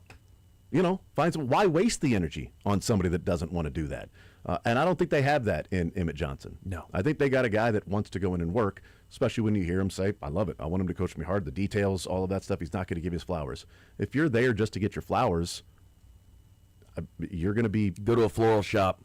100%. That's a great one. Yes, if you just want flowers, go to a floral shop. If you want to earn them, then get there and put in the work. And if you get the opportunity to play, go prove why you're good enough to do that. So,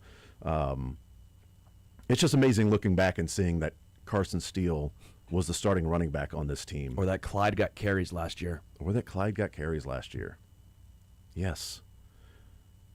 I mean, if Kenneth Walker goes down for a game or two, let's say if that happens, it's minimal for a game or two. Don't you do that, Ricky Bobby. Sorry. Don't you put that evil on me, Ricky Bobby. Sorry. Oh, he did it. He broke my arm. He really did it. He did it. I've never seen him run in the NFL, but I've got more confidence right now in an Emmett Johnson or even a DeMarcado to hold on to the football past the 1 yard line. And it's not a Rashard Smith where it's, oh, well, he was a wide receiver mostly in college, and he's a 7th round flyer. He's going to be better. No, Emmett Johnson put up numbers last year at Nebraska. He was a top 5 RB in the nation last year. He was very productive. There's reason to believe that will translate at least to a certain level in the NFL. So that wasn't what we planned to do on this segment. We'll take a time out and we'll get into what we had talked about doing, which is looking at the positions of need and what we would prioritize for the Chiefs if they can even find a way. Like, that's a part of it. It's like, hey, should they go out and do this and this? They might not even have the choice. Hey, do you want steak or chicken for dinner tonight going out to a restaurant? We don't have the money to go out to a restaurant, so neither. We'll eat at home. We'll improve our own food at the house. So we'll improve what we have in-house there with the Chiefs on the 150-man roster right now. More Zone coming up next.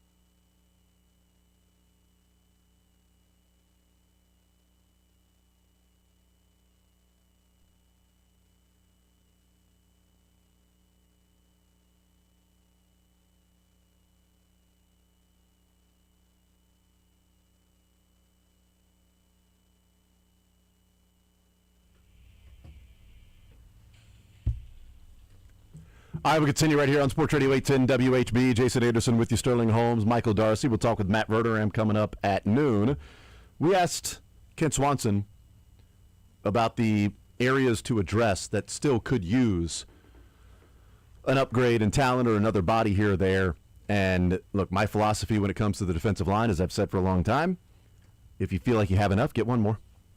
All right, we're good at defensive line. Cool, add one more.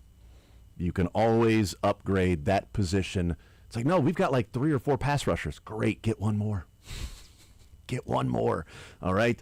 One more rep. One more rep. Come on. You had a set of 10. Let's do 11. This goes up to 11. At least 11.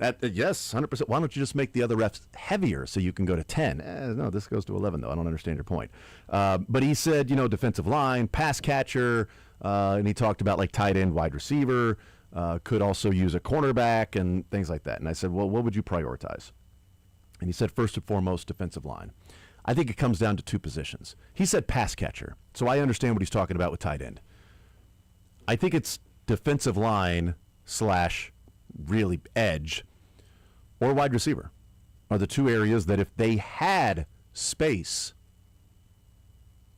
I'm not saying they do, because I really don't think they do.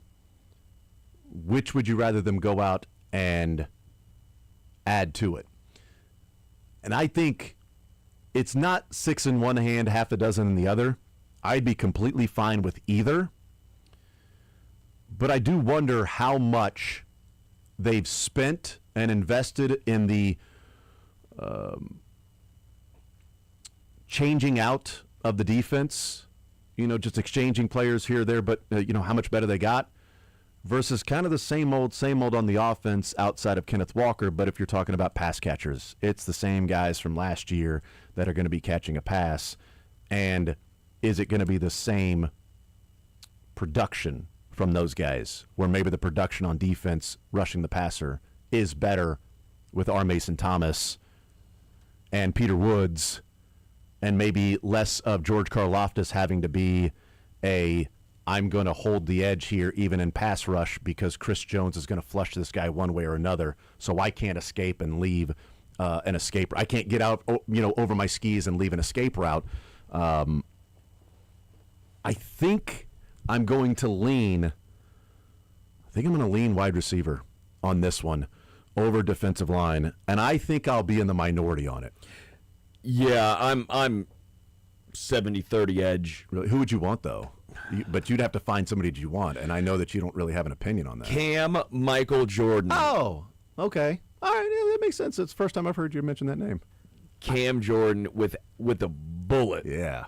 Hopefully not. I think that the Chiefs need to get an edge, and we were actually digging into some of the numbers last night. Would you welcome Von Miller? He's 37. He's got injury history, but last year he had 9 sacks in Washington. The question would be, and again, here's my philosophy on D-line. I don't know if you guys have heard this or not. Sterling wants Cam Jordan. I say if you've got enough defensive linemen, get one more. Do the Chiefs view it as being redundant with R. Mason Thomas? Rookie versus 37-year-old veteran, but are you going to get the same role from Von Miller and R. Mason Thomas? Yeah. As opposed to if you're going to bring somebody in, would you bring in more of a 3-down defensive end, let R. Mason Thomas play the role of what would be a Von Miller, and a 3-down defensive end play the role of a Dana, Gelati, a Menahue, but hopefully a better version of that. I would not shy away. If the Chiefs brought in Von Miller, hey, great, another pass rusher. Throw him out there. Figure it out. Get the right mix. Any juice left? Great, let's do it. Cost acquisition is obviously a big part of it. They need a couple of them. Frankly, right now it's Felix, George, Ashton Gelati, and R. Mason Thomas. Mm-hmm. That's not enough. Mike Dana is almost knocking on the door to come back. Would you rather? Okay. I just don't want to answer that then. If Would that's you the, rather if that's have? the case. I mean, I appreciate him knocking on the door rather than just busting in. Yeah. But I also am looking. I'm going to look through the peephole and see that. I'm like, don't wake the dog. You're waking the neighbors. Shh. It's Dana. So if it was Von Miller or Mike Dana, who would you rather have? Miller. I'd take Von Miller. Yeah, because. But Cam Jordan or Miller, I'm going Cam Jordan. Yeah, because Cam Jordan. I think I'm would going just be more Cam free. LeBron. That's just my own personal opinion. Hate it. Was he going to lose again? Oh, so the Royals so the Chiefs are going to lose the Super Bowl. At least they're going to get there. Well, you know what? I guess it would make sense to do the Cam Jordan because he would be carried by the other people on his team to get the championships. We kid. Do we though? We do. We kid. Do we though? Are we kidding? But I think I'm going to go wide receiver. Now, I'd be fine if it's Von Miller as opposed to like, this generic wide receiver that's not going to play much. I think the only thing with wide receivers, it needs to be a more top-of-the-line guy. Adding a depth piece does nothing. Yeah. Do you have a name in mind? So, Juwan Jennings. Well, see, I don't think they have Juwan Jennings money, but that's probably the one that I would go with. I'm not a Stephon Diggs fan on the team. I think they've got enough stuff in that wide receiver room that they have to deal with. Don't really need to bring Stephon Diggs into that. He can help with the boats. He could. A lot of boat stuff going around, right? He can help there. There's a lot of boat stuff. Pink stuff, whatever it is that's on that boat with Stephon Diggs. I'm not sure. Matt Verderham's on this boat next.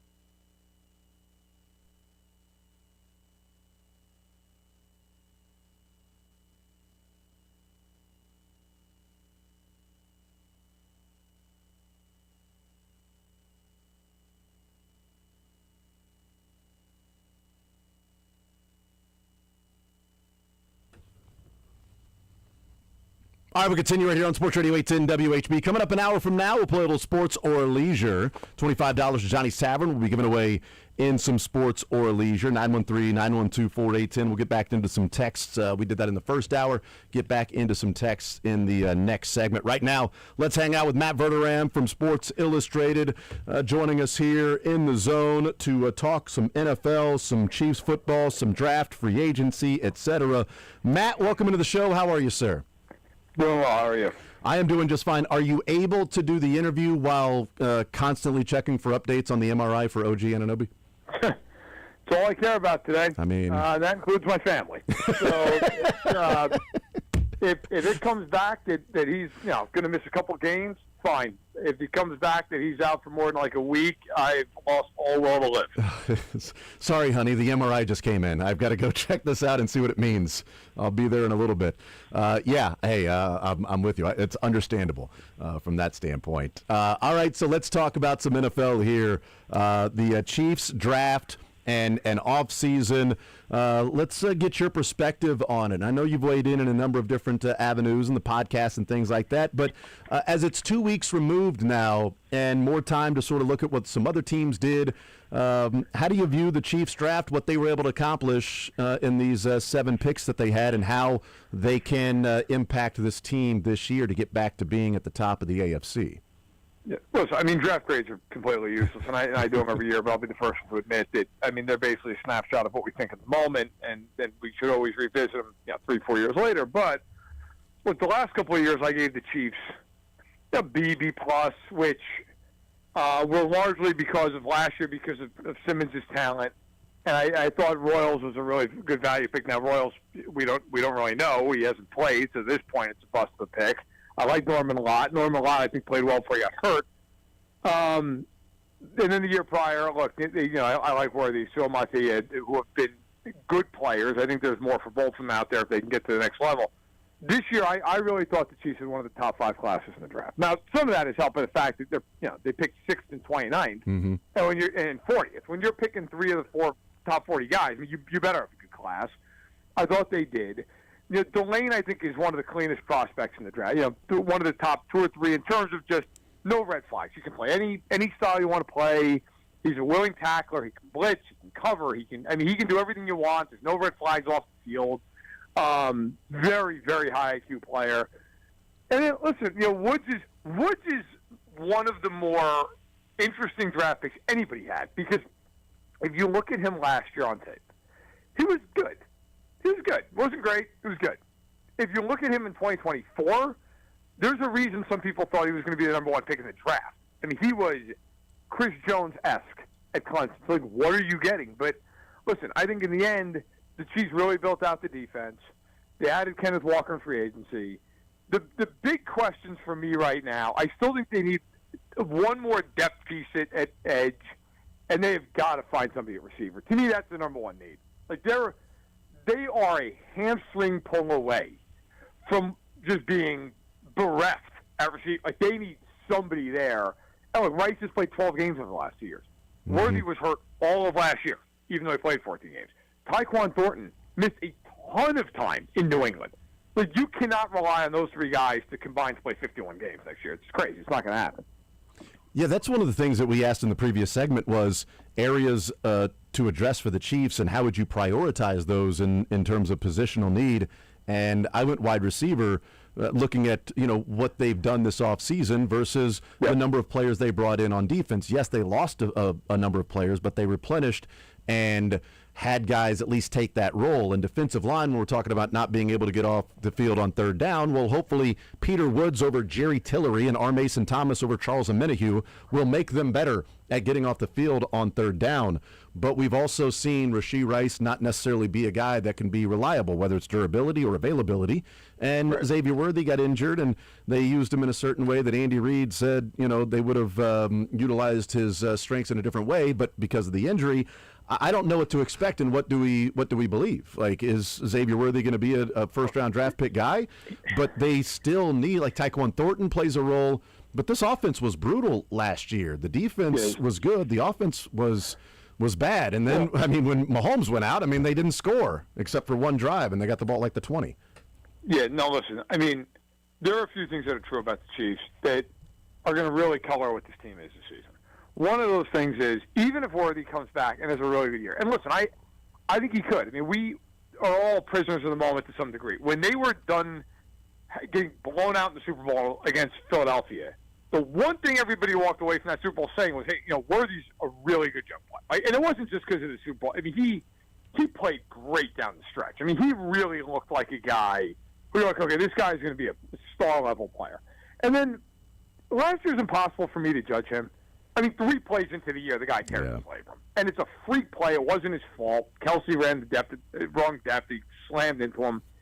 It's impossible to walk away from last season and make any judgment off of Xavier Worthy. So I actually think there's a case to be made that, like, look, he and Rice, as your 1-2, that's fine. You have Kelsey, who, despite being 88 years old, can still play. And Thornton gives you that deep ball threat, but they have nobody behind these guys. I mean, Cyrus Allen, listen, fine his 5th-round pick. You have no idea who he's going to be. He's a 5th-round rookie. Jalen Royals last year, despite the fact they were playing me on offense the last 3 games of the season, they were just like, nope, not going to play him. Never going to put him on the field. And then you have Remigio, who's a return man.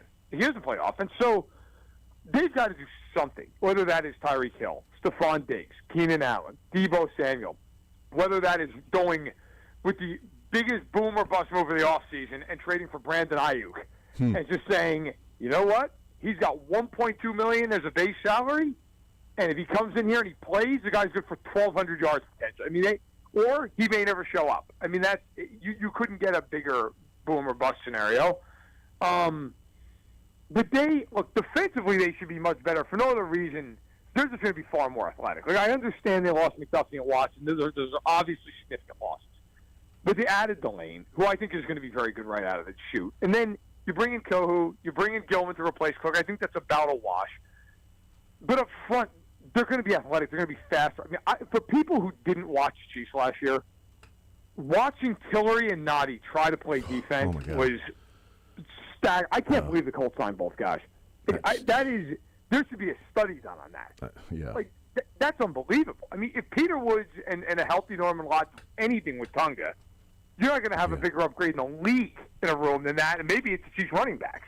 Yeah, so they have a lot more talent and athleticism than they did a year ago. Yeah, I think, and that's where, like, they were good stopping the run last year, and I don't know how, but they were good stopping the run last year. They couldn't get after the passer, and to me, I'm like, they got better at stopping the run, outside of Chanel. That's the one caveat and wild card that we don't know, because he was an intricate piece in Spags using him in different ways and helping stop the run. But the fact that you had Noddy and Pinnell on skates and Jerry Tillery offering absolutely nothing, that you can replace that with Tonga and either Peter Woods or Omar Norman Lott. And Peter Woods' baseline is, better against the run, whereas it's like the reputation is he's so explosive, he's going to get after the passer.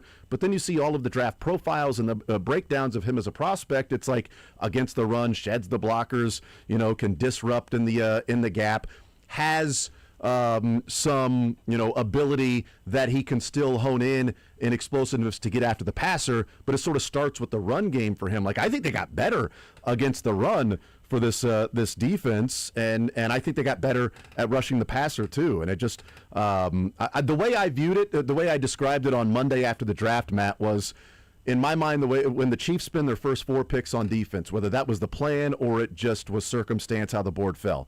When they did that, and looking at the current roster, I said, in my mind, it felt like the Chiefs' offseason was defensive replenish, offense recalibrate, and just do some different things on offense, and you'll get more out of those guys. Well, I think, look, this is going to be an exercise on both sides of the ball, probably more defense than offense, but on both sides, where the Chiefs are going to have to get comfortable doing some things that they haven't always done. And on offense, they're going to have to really commit to running the football. We've heard, Brett Veach has kind of done a little media tour recently with some Sirius XM. He did Maxey. And he talked about the fact, and I know I can tell you first, I know talking to people in the building, they've talked about this all season. They've actually talked about this since about Thanksgiving. Like, they need to run the football.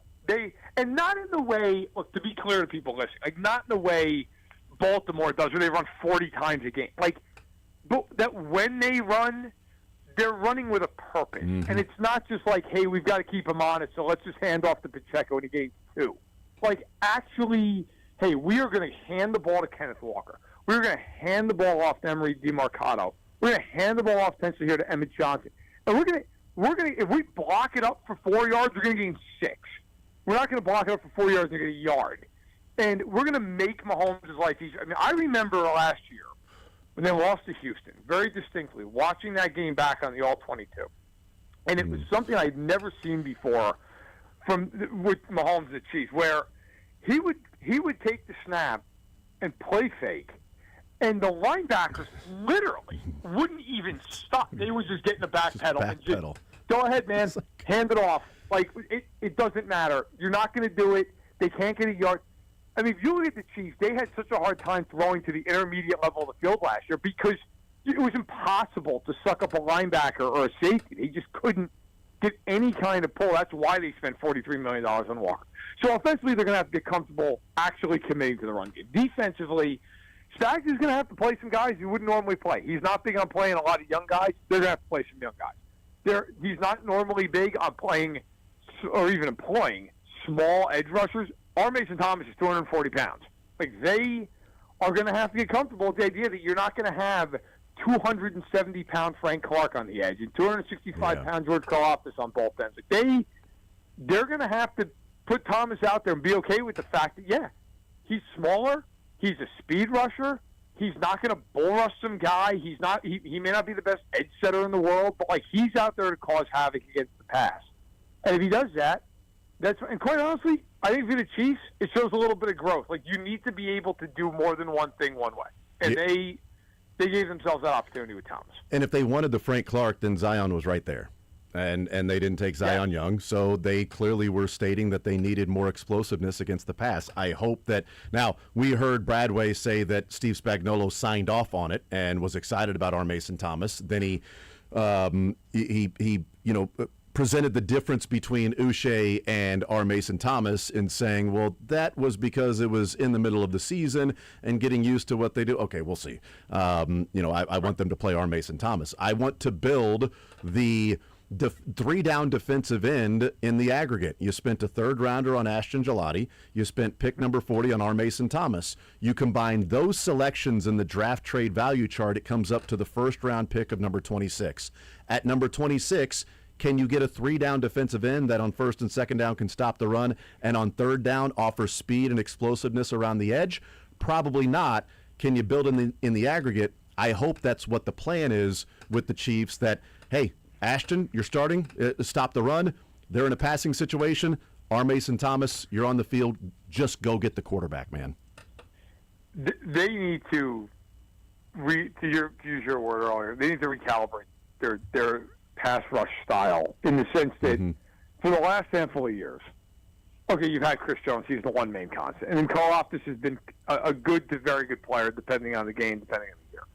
But they have had nothing else. I mean, it has basically been those two guys, Amena, who had like half a season where he was good. I mean, they had Wharton, who had 1 year where he was a force inside, but like really, look, nothing against Wharton. When you play next to Chris Jones, if you have any juice, you're going to do something. And, that showed. He had a nice year. He got himself a big contract in Carolina. So far, unfortunately, that hasn't worked out. I really think the key to this team defensively in a lot of ways is going to be Woods. Because as much as R. Mason Thomas could make a huge difference, and I just guess I kind of feel like Delane is going to be a good player. Now, he's great. We'll see. But I think he's going to be very good.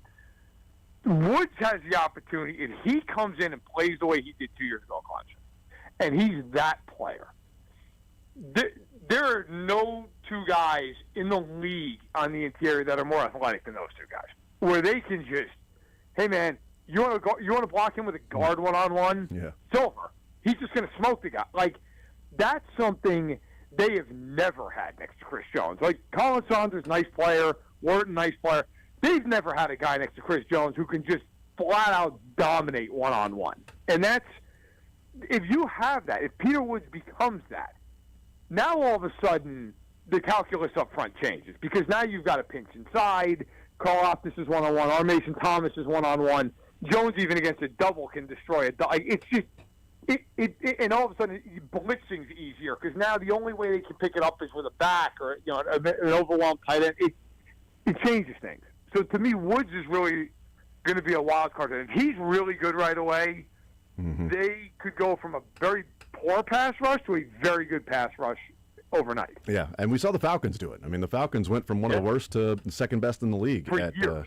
One of the worst. Exactly. Matt Verderam, Sports Illustrated, is our guest. Last one for you. As we look at the offseason, and you wrote about all the different divisions and looking at what their off-seasons were, I know it's the way I would ask this is it would seem like I'm ignoring last year, and I'm not. Last year happened, but with the offseason of the different teams in the AFC West, yep. Are the Chiefs at the top of the AFC West? I'll ask it in that, hey, have the Chargers and Broncos caught up to them, but they passed them, and the Broncos played in the freaking AFC championship game last year. But if we're looking at like the totality of the years, are the Chiefs on the level? Did they do enough to get back up to being the top of the AFC West, or did other teams do enough to continue to stay ahead of the Chiefs? Despite what happened last year, I think the Chiefs are clearly better than the Chargers. I just think they have way more talent than the Chargers. I think the Chargers, by the way, I could not find a single person in the NFL who thought the Chargers had a good offseason. Literally not one. So maybe they proved the whole league wrong, but as I wrote that AFC West report card, I mean, I talked to a lot of people around the league for that piece, and there was stuff on background that was just kind of information for me to know, and then there were quotes. I could not find a single human being who was like, I had a great offseason, love what the Chargers did. Denver. Look, I think the Chiefs. That's the challenge. Denver is very, very good defensively. They added Waddle. I think the big question is, okay, you now have that second weapon in Sutton. What is Bo Nix? Because last year Bo Nix led the league at 612 pass attempts and still didn't throw for 4,000 yards. Like, can Bo Nix get to the next level? If he can't, then I think the Chiefs are better than them too. I mean, Denver had a lot of weird games last year. They won one-score games against bad teams. Look, the Chiefs, to me, are the favorite. They're the betting favorite right now in the division. I think they were there with anybody in the AFC to get out of it. But the one thing hanging over it for me right now, they have got to get another receiver. You just cannot go into the season with that trio and their injury histories and just say, we're good. Because you could easily be looking at a team that in week 3 is trotting out Jalen Royals and Nico Remigio as their number 2 and 3 receivers. That can't happen. No, that would be rough for them to do that. Matt Verderam, SI, and the football show. Matt, you're the man as always. Appreciate it, brother. Good stuff there. And if people have not seen it, go check out SI and the report card for the different divisions, including the AFC West and what the teams were able to do and accomplish. And it's a great resource right there to look at the additions and subtractions and what they did with all the teams in the AFC West. I appreciate the time, Matt. Hey, thanks a lot. Take care. Absolutely. There's Matt Verderam, Sports Illustrated, joining us, and Knicks fan waiting on the news for OG Anunoby. It's absolutely. You're lucky you didn't let me get in there with my Sixers talk and depressed. You're gonna brag about OG's potential hamstring that as Windhorse said, could be out, quote, for a while. No, brag about how the fact that the Sixers led through three quarters. Oh yeah, yep. They did that. Yeah. Without Embiid. Yeah. And then the fourth quarter, they put up 12. Sure. Yep. That's one of them. I don't know. May 7th is not a great day for Knicks fans. So if OG Anunoby has like a rough hamstring that he could be out for a while, May 7th is also the day that Reggie Miller had 8 points in 9 seconds. Wow. Against the Knicks. Wow. The whole turning around to Spike Lee with the choking sign and hitting the 3, hitting the 2, and winning that game. That was also May 7th. You should have brought that up with Matt. No, I didn't want to. No, that wouldn't have, he would have hung up. Like, I wanted to do the interview. It's like when you go into a press conference with like a coach or something, and there's something sitting, there's an elephant in the room of like something off the field or a player, but there are other housekeeping that needs to be done in the press conference. You let that happen first with like the reporters, the beat writers, and then you get to, all right, let's get to in case the coach goes, I'm out, I'm done. So I don't want to do that at the beginning there with Matt in case he just hung up the phone. Elephant in the room is a funny idiom because if you think about it, you would never just be like, I'm going to ignore it. But that's the point, though. But you never would. But that's the point. The elephant's in the room, but we haven't addressed it. But you would ignore like that because there's a reason why you'd ignore it. There's no reason for you to ignore the elephant. Like, What? The elephant can't hear you. Well, it doesn't know English. It's got huge ears. What doesn't know and English, it never though? forgets. You say something about an elephant, it's not going to forget. You know, that's the thing. But it's in the room, and you're just like, is nobody going to point this out? Nobody's going to bring. Okay, so we're really doing But this. like, We're you're just going to sit do here it. with this elephant in the room. Someone's going to do it. Andy Reid's up there talking, and we're all asking questions, and back here there's just an elephant sitting in the chair. Nobody's going to. Okay, great. I guess we'll just wait till the end. Andy, what's up with this guy over here in the back? That elephant in the room in the back of the. What's the deal? You know what, guys? I'm not talking about it. I already told you at the beginning. I'm not going to address it. So I'm done with the press conference. Damn it, Lebo! Shock jock, I told you not to bring up the elephant in the room until the housekeeping was done. We had to figure out who was going to be injured, who was going to play, what different moves, and we get none of it because you immediately wanted to address the elephant in the room. Do you bring up the elephant on the boat? Can you put an elephant? Well, I guess you can put at least 2 of them on a boat. It's got to be a big boat. It's an ark, some would say. I don't know where we go from the here. arc of the story has not hit the other side here. Cam Jordan needs to be a chief, is what the moral of the story is here. Yeah. The elephant in the room is that the D-line still needs a dude. Do you pay more for Cam Jordan or Tyron Stokes? We'll take a timeout. More Zone next.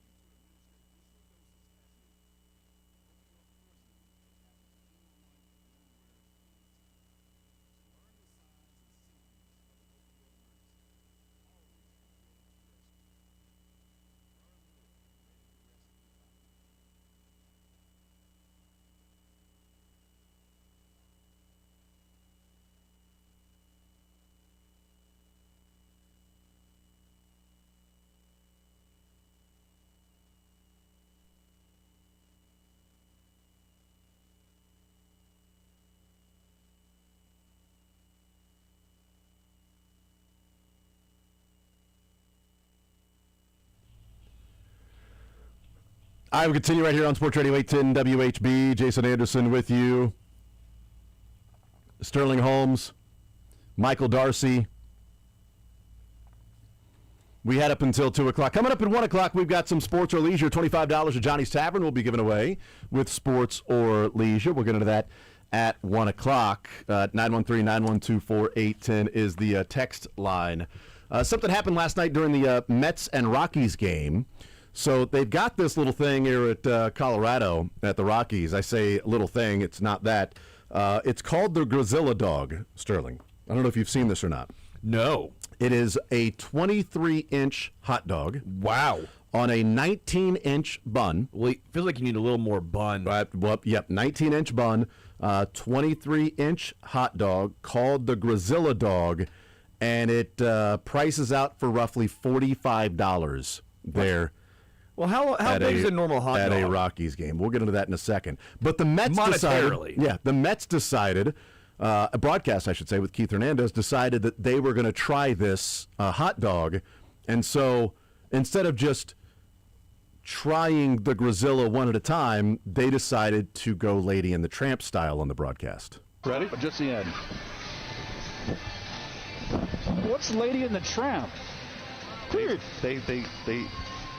share a hot dog just like that. Spaghetti. Spaghetti, right. It's very romantic, Keith. It is kind of beefy. Yeah, all right. You know that image is going to live forever. You're never going to be able to live that down, either one of you. Well, for Keith, he won't be able to live it down. For me, it's a career highlight. Hey, guys. So they tried the Grizzilla Dog that's 23 inches long, and they did go Lady and the Tramp style, and Lady and the Tramp was obviously spaghetti, not a hot dog. They weren't having a hot dog on Lady and the Tramp. Let's figure it out there. In fairness, I was going to Lady and the Tramp that. My first thought was, did they go, Well, you could just go one at a time, but they did at the same time. Dog. No, that makes no sense. You should Lady and the Tramp. If you're going to do it correctly. If you're going to do it, go all in. I agree with that. So the newest addition to the menu at Coors Field is the 1 pound, 2 foot long, and a whopping $45 meat the Glazilla. The Glazilla, as its name suggests, is a monstrously large hot dog available for purchase at Colorado Rockies home games. At 23 inches, it's about the size of 2 foot long Subway sandwiches or a 4-month-old baby. Boy, that's an interesting unit of measurement. I'm not a fan of that. I'm not sure, No, I'm not sure that would be I get a picture for a 4-month-old baby. That's about the same size. That would be that. So if they were to each hold a 4-month-old baby between them, like toes to head, you gotta stretch it out. Like you can't have it. You know how babies sometimes kind of curdle. You gotta hey. What unit of measurement? Who compares something's length to a particular age of a baby? Dog, we got hail compared to potatoes the other day, so but that's different. We know what a potato. Everybody's seen a potato. Yearling.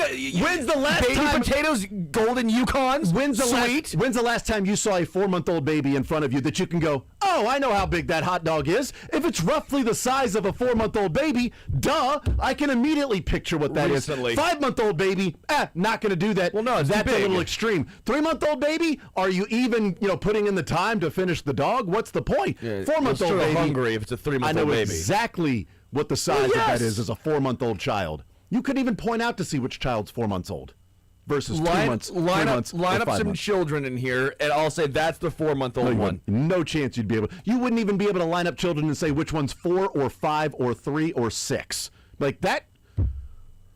How old would you say you're all grade? They're all babies. Before I had kids, couldn't pick out which one of these is a first. I don't know. Like, look at that kid over there. What grade is he in? Second? He's in 5th. Okay, sorry. Is he in 5th? He's in 3rd. Okay. How did I not know that? I hate when they're like 47 months old. Well, that's 3 years. I think it stops. Grow up at that point. It stops typically after a year and a half. Read a book. After a year and a half. Then it's like he's almost 2, or she. It's 18 months. 19. Yeah, he's 30. He's 68 months. Wow, I don't think it's going that 6 route. years. Well, that's how they give out, prison sentences. So they deal with prison sentences the way that you deal with the age of your child. And you order that hot dog? No, No, I wouldn't. Not for $45. That is insane. It should be around, if I'm doing math correctly, probably around 29 to 30 seems about the sweet spot. So here's what's absurd about ordering this dog, and this is where you get into the niche part of marketing. Right? Yeah. Marketing. Oh, yeah. The Glazilla. Oh my God, you got to try the Glazilla. I know it's $45, but let's split it. Okay, cool. Do you know how much a 12-inch, a foot-long Rocky dog is there at Rockies games? Now, the Glazilla is 23 inches. So you're actually losing an inch. You're losing an inch if you were to get 2 footlongs. They're taking an inch away. Right. So how much is a Rocky dog at Rockies games, the foot-long hot dogs for them? 23 inches is going to get you $45. I bet it's $12, $1 an inch. $12? That's not a bad guess. $1 an inch. Not a bad guess. I'll say $2. For a foot-long? What are you doing? A foot-long is what we're talking about. Where are we? Yeah, because Sonic in the 80s? Again, the 23 inches of the Glazilla is $45. So how much is just the foot-long 12-inch one for the Rocky dog in That Denver? wasn't even like a Beard's joke. That was a serious one. $12, okay. That's what I said. So That's fine. We're good. What's going on? That inch is a big difference. See? There you go. That's what I was looking for. Who's the dummy that walks up there? But again, this is where marketing comes in. Yeah. Who's the dummy that walks up there and says, here's $45, I'll take the 23-inch hot dog, instead of $9.50 for a foot-long? That's a deal, by the way. $9.50 for a Rocky dog at a game at less Coors. than $1 an inch. Right. So you're going to pay less than $20 before tax. So after tax, but also it's $45 before tax. So you're literally paying less than half of what it would cost for the Glazilla. It's just the novelty of the 2 footlongs put together in one thing instead. You can get 50 That's plus so inches. stupid. You can get That's a good 50 plus point. inches. You can get over double the Glazilla. Well, what's on the Glazilla? Do you get extra toppings? Put whatever you want on the Glazilla. Well, The Rocky dog comes with like a bunch of different stuff. Well, too. I don't know if you get if it comes Like a Chicago chili dog or or like a something. Chicago dog. So the toppings are doing a lot of the heavy lifting in the price. I mean, it just looks like it's, you can get relish and ketchup, mustard, whatever on this. Just looks like your A normal hot dog? typical dog. That's weird. Yeah. That was my nickname in college, by the way. Normal dog? Glazilla. Oh. I thought it was normal dog. Hey, what's up, normal dog? Dude, that is a horrible deal. Who is getting ripped off like that? But that's the point. Bad economical families. It's You can get 5 foot-long hot dogs for one price. That of is the 60 inches. You can get 60-inch of dog for the price. As opposed to 23 inches. 23 inches. It's just marketing. It's just math. You got to get the cool novelty item, right? It's a novelty item, right? They've got deep fried pizza there too. Novelty item. Gross. Do I want deep fried pizza? No. Would I try it? Sure. For $20? No. Hear me Not gonna out. try it. Hear me out. It's also not a great bun to dog ratio. You need a little more bun. But it's better though than the dog to bun ratio where you've got like an inch and a half on each side of bun, and it's like, well, this is absurd. Like I'm going to throw away like a bite and a half of bun because I'm already at a dog. Agreed. No, it's better this way than the other way. But it's still you gotta find ways to. They make buns. If you can make a 23-inch dog, you can make a bun. Well, the buns only come in 19 inches. Apparently, they only come in 19 the largest buns. bun you can get a 23-inch hot dog, but you can only get a 19-inch bun. You just got to work with what's there. For the pricing, get 5 of the foot-long dogs. Now I'm at 60 inches. Yeah, and I might try and find a way to like glue them together. Yeah, that makes sense. Like cinch them together a little bit. Especially if you went and purchased this dog, this 23-inch dog, you're probably not eating the whole thing, so you're wasting half of it. That's becoming the challenge, though, is now people are doing that. So they're ordering it to then eat it on their own as the Glazilla challenge. You can eat a full 23-inch hot dog. I think you can do it. But why would I do that challenge of, I'm going to eat the 23 inches of hot dog for $45 as opposed to, you know what, I'm going to up you an inch. I'm going to eat 24 inches of hot dog, and I'm going to pay $20 instead of your $45. You're just a dummy. Yeah, I just want the nice box that it comes in. Yeah, that's it. It's the novelty of the whole thing. And the long buns. It's the novelty. You get the long bun, and you don't have to eat 2 of them. You're eating 1. It's just one continuous dog. How do they make that, you think? With the leftovers of all of the meat. No, I bet it's pure grade A. You think so? Yeah, probably. It's like beef. Yeah, like pork chicken combo. Yeah, it's probably like a ribeye and stuff like that. It's probably just filet. like Wagyu. It's Wagyu beef. That's probably what it is. Yeah. Can you make a Wagyu hot dog? It's like prime rib, and just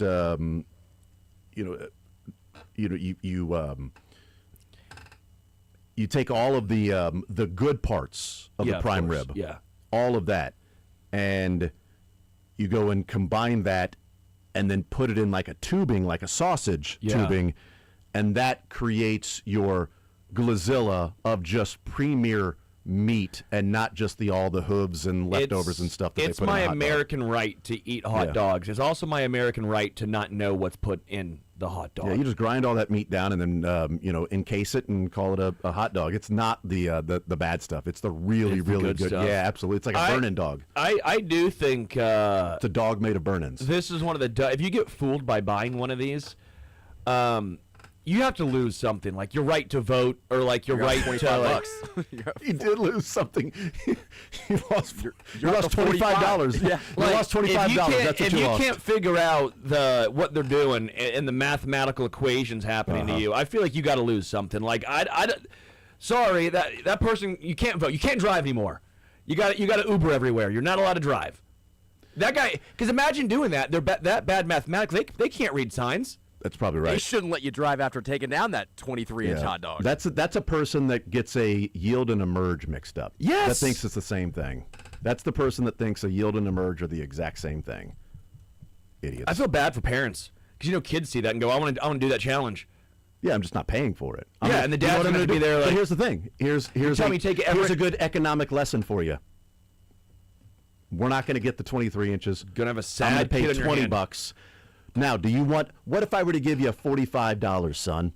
Would you rather take that $45 and get this cool little thing at 23 inches of hot dog, or take that $45, get 2 footlongs for $20, and now you get to keep $25 of your own, and you can go to the different store. You get some candy, get some ice cream, get a deep fried pizza. I raise you a lot of this. different things you can do. Go to the store, get you some cool apparel. We're adults. Or get at least a half a jersey. We're coming from sleeve. This perspective. We forget kids are dumb.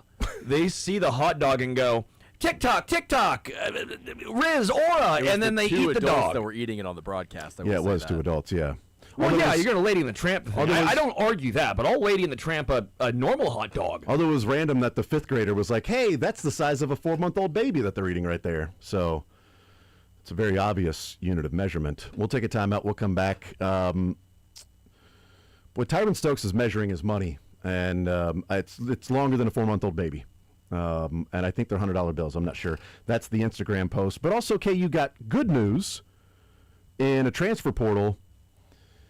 And I don't know. We'll talk about the Stokes picture and the commitment to KU in the transfer portal next.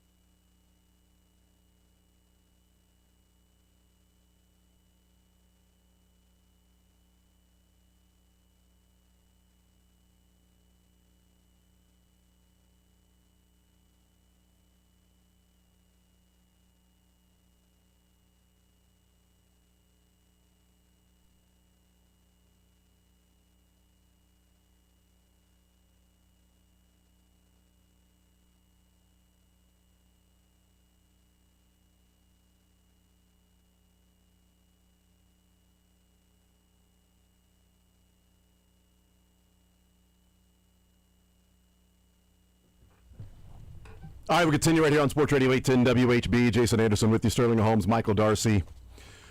We'll play some Sports or Leisure coming up at 1 o'clock. A lot of people talking about the Tyron Stokes picture on IG. Like, almost all of this just makes me laugh with him somehow being able to hold that many $20 bills in that length on his arm. Like, he's holding it like a server would deliver like food, and if you had like 4 or 5 plates, you'd like balance them on your arm all the way down to like you're holding it with your hand, and so he's doing that. But also, like, I mean, it's a bunch of 20s. Yo, I just, there's a part of me that's like, dude, it's 20s. I don't care. I never understand this. I think they call them money You're spreads. such an old man. Yeah, well, it's dumb. Right? You're because you're not out there aura farming. You just do it on the air. I don't understand the thought process of, one, now you show people that you keep a lot of cash on you. Well, it's 20s. 2, he can get a lot of Glazilla dogs with all those 20s. 2, who sees that and thinks, oh, wow, that's cool? I don't know people that follow him on IG. Yeah, but how do you see that and go, cool, neat? And then 3, put it in a bank where you can get interest and get your money even higher. What are you doing? Put it in a Roth IRA. Well, how do you know he didn't do that with the rest of his money? You don't need that much cash on you. That's how bad things happen. You get stolen. Put it in a Roth IRA, or put it in a bank account or a CD and get 3.5% interest. At least you're making your money work for you. How do you know he didn't take all those 20s and walk around and just hand them randomly to homeless people?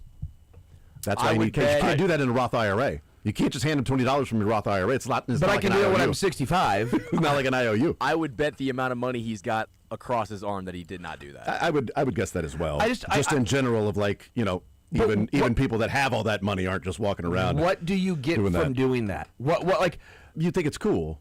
Like you think if it's cool? If you think that's cool, I mean, that is absurd. He's 18 years old. Yeah, he's 18 when years old. I was 18, I never once thought, you know what seems cool?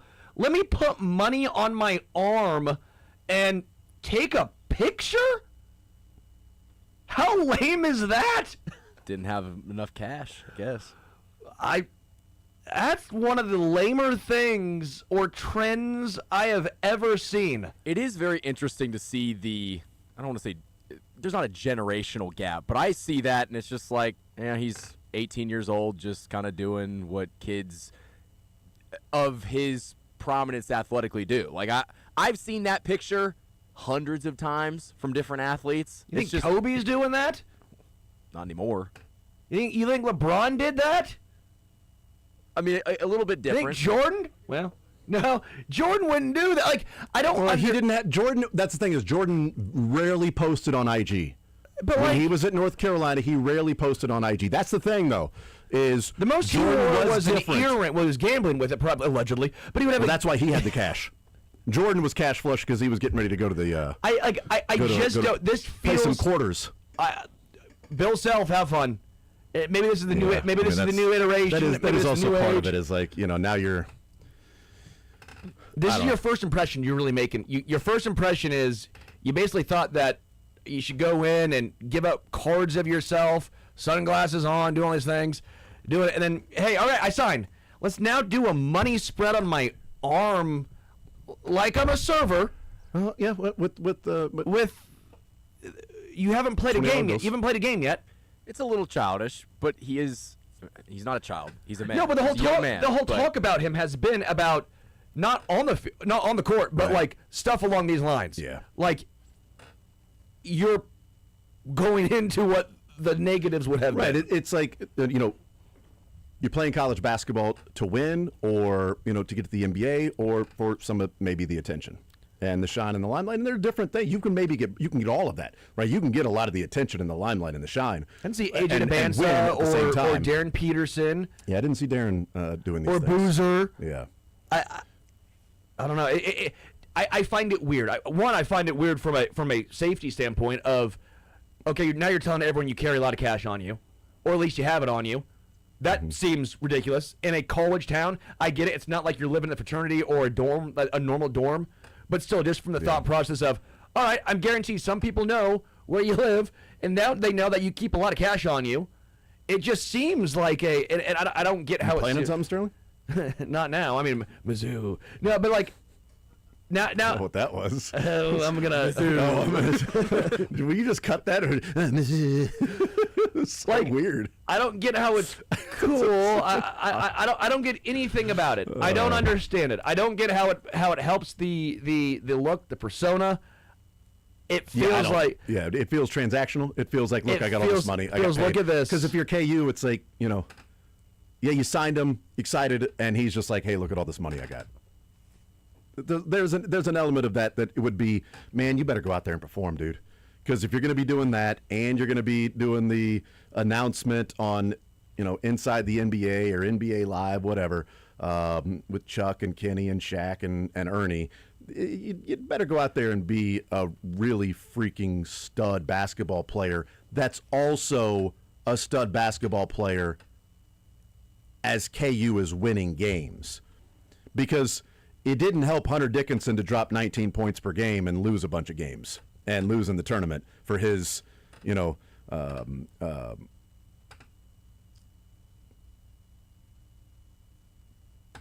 view historically in KU fans' His minds. legacy. I was thinking of the word too. Yeah, like legacy for Hunter Dickinson, averaging 19 points per game. Not much. Ochai, 19, 20 points per game. National championship, a little bit different. I'll be his financial advisor. Put it in a bank, get 3.5% interest, and let your money work for you. Well, I would hope that that's not all the money. Like, I don't think he got paid that. I don't think that's all they paid him, though. Probably not. No. I think he got a lot more money than the 7-month-old length of $20 bills. How many? What's bigger, that or the Glazilla? How many Glazillas? Like two. I think there might be 2 Glazilla. Like, how long is his arm? Can we measure his arm? Measure his arm. in That's what you're going to see. But also, he's got he's holding a decent stack of them in his hand. So he's got them lined up all the way to his shoulder. But then in his hand, it's another thicker stack there. I don't get it.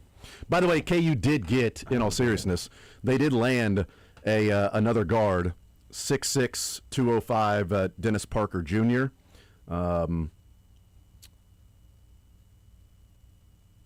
I'll applaud Bill Self. 37% from three-point land on 150 attempts. There you go. Now, he averaged 18 points per game at Radford. But again, 150 attempts, 37%.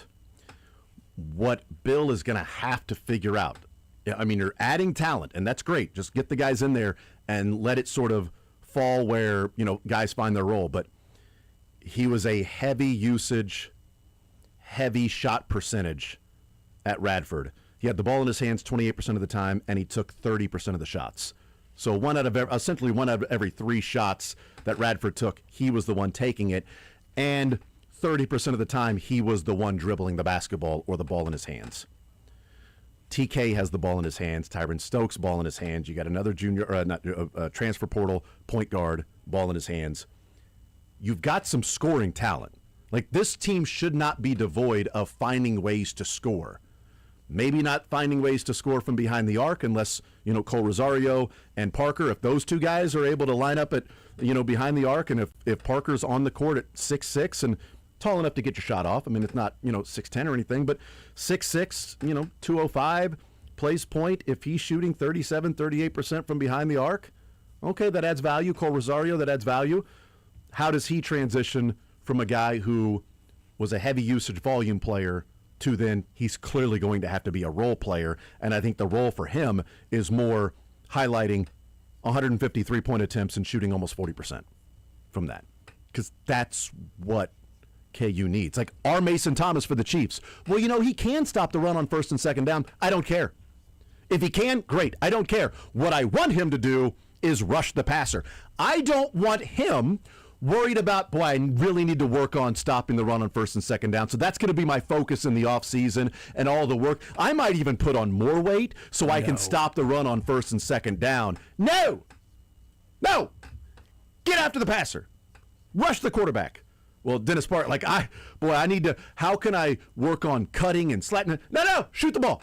Shoot the ball. That's what KU needs. They need shooters. You shot 37% from behind the arc last year. Shoot the ball. Don't need you dribbling around and trying to take guys one-on-one or driving and attacking, whatever it might be. Don't fadeaway shots. No. Get your feet set. Let the other guys create. Catch and shoot. Do that. That's what they need you to do. Now, it would be funny. I don't need a money spread. I need to spread the offense out. Also, though, God, Dennis Parker would become my favorite Jayhawk player ever. And that is such a very small, it's like Ochai. Christian Brown, that's kind of it. DeJuan Harris, kind of like him, too. There's some Christian Moody. Yeah. Oh, yes, that's a good one. Christian Moody was a good one. If Dennis Parker Jr. goes to IG and takes a picture with all $1 bills from his arm to his shoulder, stacked up all $1 bills. That'd be good. God, that would be amazing. Now, that would not endear himself to his teammate Tyron Stokes. No. But it'd be freaking hilarious. 3 Grizillas or Glizillas. Has somebody measured the 4-month-old baby next to this Grizilla? I need to know if it is a unit of measurement. Sports or Leisure next.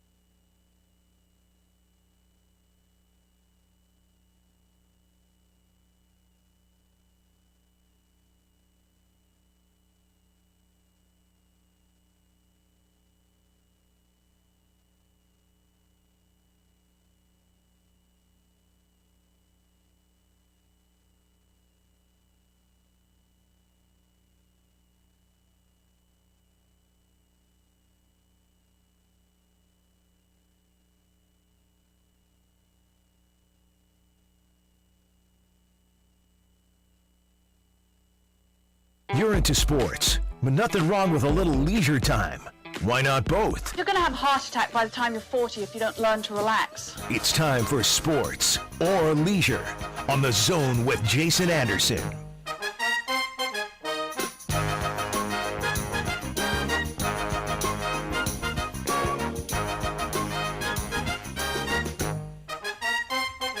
All right, we continue right here on Sports Radio 810 WHB. Jason Anderson with you. Sterling Holmes, Michael Darcy. Time for a little sports or leisure. $25 to Johnny's Tavern we give away when we play our game Sports or Leisure. Not everybody wins. It's called Sports or Leisure, okay? Why is it called Sports or Leisure? Because to win, you need a sports question and a leisure question. That's why it's called Sports or Leisure. Johnny's Tavern, premier sports bar in Kansas City, 10 area locations, including Lawrence and Topeka. You can go and check out Johnny's Tavern, some great pies, the burgers, the Wilson wings, the Espinachos would have been a nice thing on the menu on Tuesday. Very good pork tenderloin sandwich, too. Nice. There you go. Pork tenderloin sandwich to go along with that. Beer. Good beer to eat, too. Yeah. So, yeah. Yep. So, there you go. Sterling likes to drink his calories. Yeah. The calories either way. There's nothing wrong with that. There's nothing wrong with drinking calories. There's like 0.8 grams of protein per beer sometimes. So there you go. I'm really just, it's bulking season. Protein's a big deal these days. People care about their protein. You know what I mean? So you're getting that protein when you drink. So good for you, One dude. way or another, baby. Good for you, man. You got to. They should make protein beer. I would be their number one target market guy. They do, and it's stupid. What do you mean it's stupid? Have you had the protein beer? No, it's just. What do you mean it's stupid? I don't protein shake with beer. I don't want to go on a rant. It's just it. What do you mean it's stupid? Beer does not. Does it taste bad? It sounds bad. No, protein infused beer. You do not get the health benefits that you think you would be getting. Well, maybe I do. What's protein? What's wrong with the protein? It's protein now. Yeah. Okay. What's wrong with the delivery tool of beer for your protein? You're just not going to get the benefits that you think you will. Well, it sounds like I'm getting protein, and I'm what if the getting benefits? a buzz? What if the benefit is getting a buzz while also getting my daily percentage amount of protein? You'd be better off chugging a protein shake and then taking down a couple Miller Lights, Sterling. But now that's two different That's drinks. two different liquids. I just want one. Now liquid. I'm getting full off liquid. Yeah, I don't I'm want that. I'm supposed to eat something too. That feels like a caloric especially issue. If I don't have food in my body and I'm taking down these shots, now I might might be a little too tipsy. You know what I mean? Just a little tipsy. Send me a link to these beers. I'll do that. I'll try one on air. Yeah. And I'll try a protein shake. We'll compare. Yeah. We'll see which one tastes better. I have my thoughts. I think I'm going to go with the protein shake. Mainly because, if you're a child, you don't like beer. No. Nobody drink the beer. The beer's gone bad. Okay? All right, let's play some sports or leisure. $25 to Johnny's Tavern. You get a sports question, you get a leisure question. You get them both right, you win. Get either of them wrong, you do lose. But the question is out there available for someone to call in and request if they know the answer to it. We give out the right answer when it has been answered correctly, or we have just simply run out of time to play. And you get one shot and one opportunity like B-Rabbit. That's it. There are no do-overs. There are no added guesses. There are no hints. These are strict rules. One shot, one opportunity. Okay? That's how we play. Categories today. We have Major League Baseball categories. We have a couple of questions left from the Chiefs draft. Oh, and we brought back the Go UDFA Yourself. Oh. I like the title of it, and they signed some UDFAs, the Chiefs did. So we're going to bring back the Go UDFA Yourself, Sterling. Okay? Maybe I will. Very good. What about on the leisure side? We have still some, and they got my country on. Yeah. Got to get your country on. Those are country songs, and you got a name. Oh, you're already trying it. You're already trying it. Good for you. Riddles, as always, because I find them fun. And we're bringing back commercial slogans. Oh, I thought you were going to say sexy. Commercial slogans. I like it. I like it. Somebody asked for it last week or the week before, one of those days. And I said, let's do it, man. Commercial slogans, but also, you know what? No. Somebody asked for TV show theme songs. Yeah, that's still on the list. It's down the road. Let's get that one going. Down the road. We've done it before. TV show theme I songs. rotate. Yeah. Well, that's the thing, Sterling. Whatever happened to predictability? Okay? We don't like it. The Milkman, the Paperboy, and evening TV. I used to think that was even MTV. The Milkman, the Paperboy. Even MTV. Why would they be watching MTV? Why not? Plus, how long was it out? Okay. It's not really predictable. All right, I'm ready to play, Sterling. You good? Yeah. Michael? Let's do it. All right, let's roll. 913-381-810 to the phone lines we go, and we bring in John to play a little sports or leisure on a Thursday. John, what side do you like to start with? Let's do some leisure first this time. All righty. What category? Commercial slogans, Got My Country On, or riddles? How about you pick between, I can't do riddles, but pick between Not with that attitude. country and commercials. Your choice. Boot, Scoot, and Boogie. Boot, Scoot, Boogie, Heel Brooks toe. and Dunn. That is Brooks and Dunn. Heel toe, do-si-do. Come on, baby. Let's go boot scoot. I talked to one of the guys from Brooks and Dunn at the Super Bowl. Was a number it of Brooks years or ago. was it Dunn? I don't remember. Or was it And? It was And. That's the drummer. Might have been little known fact. Might have been Brooks. But the line he gave me was amazing because he was like, we had done so many other songs before that one became famous. And he said, we recorded it. And he's like, I looked at the other guys and I said, we finally recorded a song so bad it's going to be a hit. Oh, yeah. Because he hated it. Of course. We finally of course recorded a they song did. so bad that people are going to love it. I just thought that was great. Plus, kind of pretentious thinking that every other song was like highbrow, and then he went and got that song. He's like, "Song sucks, and that means we're gonna sell out. We're sellouts now." And he wasn't wrong. He was not wrong. On to we'll see if John is wrong on this one. Hope not. Sports side, Major League Baseball, Chiefs draft, or you can go UDFA yourself.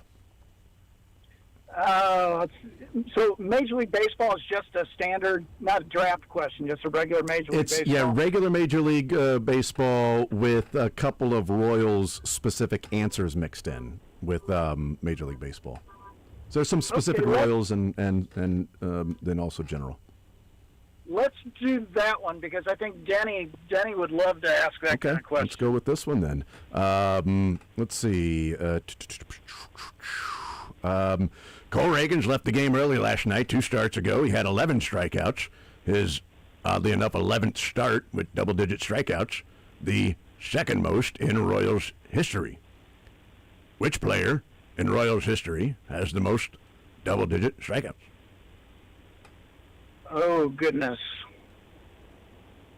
So we're looking at, gosh. If the most starts, well, obviously it would have to be if you had double-digit strikeouts out of the pen, that'd be amazing. But most games in which he recorded double-digit strikeouts, doesn't matter the walks or anything like that, but double-digit strikeouts, Cole Reagans has 11 now, 11 different starts in his career for the Royals. He's had a double-digit strikeout game, second most all-time in franchise history, behind this guy. Second most double digits. So it's going to be between Gubazov, Saberhagen, Apier. Am I in the? I'm not going to ask if I'm in the neighborhood. Goodness gracious. I'll say Apier. You will say correct. Kevin Apier, 21 games. Reagans already has 11. Apier had 21 games of double-digit strikeouts. Reagans at 11. That's 1 and 2 in Royals history. That's one winner so far here on a Sports or Leisure on this Thursday. John, we'll put you on hold. Congratulations. Well done, sir. Thank you, guys. Yes, sir. Now you get to talk to Michael. Is Kevin Apier one of the most underrated? I think so. I feel like nationally. I mean, I think even sometimes in Royals history, like, because so many different pitchers we talk about, like, how often do we go to Apier? You know, I mean, just every year, opening day starter. But it's like, you know, saves and. It wasn't the best era of Royals baseball. Yeah, right. It was kind of after the. Right. It was Cone and. Yeah, Apier. Not a Hall of Fame career, but it was pretty good for Royals history. 54.5 wins above replacement in his career as a pitcher. Damn good. Pretty good. Let's go to Craig next up and see if we can get winners in a row, get a winning streak here. Sports or Leisure? Craig, what side do you want to start with? Hey, let's go. I'm a man of leisure, so let's go there. Let it be known that Kevin Apier actually only has 6 less wins above replacement than Andy Pettit. Just throwing that out there. Yeah, but are you talking about Hall of Famers or? That's true. Neither should be in. Yeah. That's my point. Oh, okay. Slogans, got my country on, or riddles? Well, I drilled the Butcher one a couple weeks ago. Let's try riddle. Oh, yeah, baby. Remember that? Oh, hell yeah, I remember that. Good job. I ask this question all day long, but always get completely different answers. And yet, all the answers will be correct. What's the question? Jason got it. Yeah. I was thinking about just saying it on the air like you did with Will Shields. No, I'm not going you to. Screwed me. No. That was I screwed you back. I got it. You screwed me. I What screwed time you is back. it? Yes, correct. What time it's is 1:14. Oh, that's the answer. Nails. That is correct. See, Nice riddles job. aren't that hard. They're fun. Nice job, Craig. Sports side, we got Major League Baseball. We've got a couple of Chiefs general draft questions, and then you could also go UDFA yourself. Well, let's try the Chiefs draft. All right, very good. Peter Woods was taken with the 29th pick out of Clemson. The Chiefs have only ever drafted one other defensive player from Clemson in any round in franchise history. Wow. Who was the only other defensive player they have ever drafted from Clemson besides now Peter Woods? Was it? I mean, how recent? Recent enough, yeah. I mean, again, they have Cornell Powell offensively. Yeah, that's right. But he did not play defense. Although maybe he should have tried it. I don't know. This guy played defense, and you know what? He played on the team, and he got some. I mean, he was mainly a special teamer, but he was drafted to be more than a special teamer, mid-round guy. I think that was. Well, I can't give that. I was about to give another hint away. Yeah, I think I know who you're talking about now. Yeah, I was about to give him another hint away. It's a recent player. I'll take the hint. Recent enough. Wow.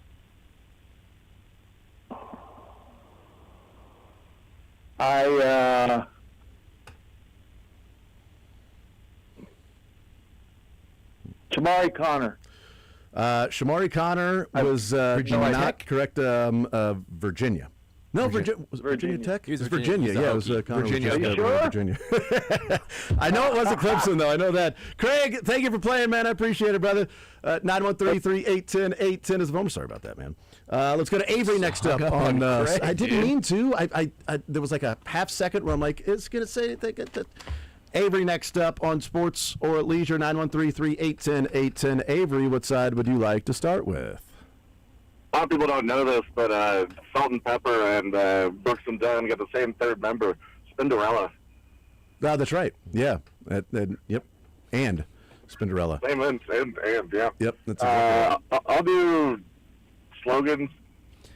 Slogans.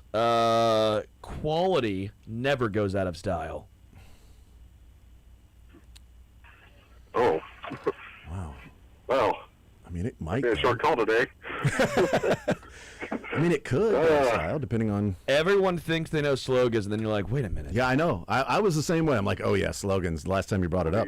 I'm like, yeah, let's do it, man. Like blue jeans, maybe? Could be. I'd love to give you a hint, but I don't know it.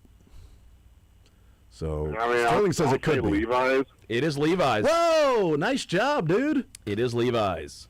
Nice job. Well done, Avery. Look at you. Quality. You know quality, Avery. Good job. I'm proud of you. It does not go out of I don't even own blue jeans. Well, what do you wear? Go get some then. You know, he wears nice slacks. Dudes. He wears a nice pair of slacks. Okay. Stretchy shorts. On to the sports side, we've got Major League Baseball, Chiefs draft, and you could always go UDFA yourself. Zubaz pants. I'll DFA myself. Zubaz pants. Oh God, a pair of those just nothing can beat that. The comfort that comes along with it, everything, you know. I've got all the Royals ones that they gave out at Zubaz Day. Oh, really? They don't do it anymore. Nice. I know. I wish they had. I had a pair of Chiefs Zubaz back in the day. An undrafted free agent out of Middle Tennessee, actually by the Cowboys. Chiefs made a late preseason trade to acquire this player. He got a shot. Charvarius Ward? Yes, that's correct. Charvarius Ward. Who's the guy? Anger? Who do we trade Parker for? Anger. Parker Anger. Yes. Anger. And it does anger Cowboys fans that was the deal they decided to make. And Charvarius Ward, although Charvarius Ward we know would not have been that guy with the Cowboys because he wouldn't have had Spags and Dave Merritt. The only reason Charvarius Ward is any good. We know that. Avery, that is a winner for you. Congratulations. We will put you on hold and get your information because Michael said he doesn't have it. With sports or leisure. Wait, sports, leisure, and information. The third. And Spinderella. And Spinderella. Spinderella. Yes, sports and Spinderella. Leisure. Here. Hold on, Avery. Gotcha. There you go. That's another winner. 913-3810810. Let's go to Tim next up on Sports Radio 810 WHB. Tim, sports or leisure, what side would you like to start with? I think I'll go with leisure. The music one was just country, general country stuff. Correct. Let's go back to the whatever commercial slogans. Off the wall. Vans. That is correct. Vans. Oh, off nice the job. wall. Nice job. I have no clue. That's why I said, when you brought up slogans. I'm wearing my Husker ones today. Oh, nice. There we Good go. for you, man. When you brought up slogans a while ago. They're in leather, too. They're Nice. Classic. all right. There you go. Let's see now. There you go. Nice. I thought I would kill it in slogans, but I'm like, I barely know any of these. So, yeah, you're right. We got Major League Baseball. We've got Chiefs draft, and you can go UDFA yourself as well if you want to. Your choice. I don't think I do. Is that specific to the Chiefs? You have UDFA. Yes, right? it's only Chiefs players that were signed as UDFAs that became players. And that's kind of a new phenomenon, isn't it? The whole I mean, yeah. designation as such. To a degree, yeah. I mean, it's just really undrafted players because guys that are undrafted are undrafted free agents. So it can really go back into. Yeah. There's one 20th question that goes century. back a decent ways. So yeah. Is it really easy? No. I don't know. I think it's easy. Tempted to go with it. I think The MLB is not Royal specific, though, right? there's one that there's two questions left that are Royal specific MLB. Okay, I'll take the easier of the two, please. Okay, I don't know if either of them are easy, but let's go with this. Let's go with here we go. Stephen Kolek became the first pitcher in Royals history to begin their career with the Royals with 6 straight quality starts. Not begin their career in Major League Baseball with the Royals, but begin their career with the Royals with 6 straight quality starts. There are 3 pitchers, though, to have 5 straight quality starts to begin their time with the Royals. Name any of the 3 pitchers that started their career with 5 consecutive quality starts. I'll tell you, this spans. I think one of them was real recent. Well, then, I don't even have to give you a hint. Like real recent, and he got scratched the other night, unfortunately. But I think. Well, like I said, I don't have to give you a hint then. I want to go with that guy, but. Yeah. So now you're more draconian about the hinting business, I understand. But like I said, I don't have to give you a hint now. You don't? No. Oh, I got you. Noah. That is correct. Yes, sir. It is Noah Cameron. Noah Cameron, the latest one to do it before Stephen Kolek. The other 2, Steve Busby and Jason Vargas. And Noah Cameron and Stephen Kolek are the 4 players to do that. I was going to guess Busby on that one about the multi-game double-digit strikeout. That Apir was the answer to? Yeah, you'd have been wrong. But you'd have been right if you'd have guessed Busby on this one. Not even close. There you go. Tim, a finesse pitcher. Yeah, Tim, we'll put you on hold to get your information. Congratulations, sir. Well done. There we go. 913-3810810. We'll take a timeout playing some sports or leisure. More Zone coming up next, presented by Johnny's Tavern. $25 we give away in sports or leisure.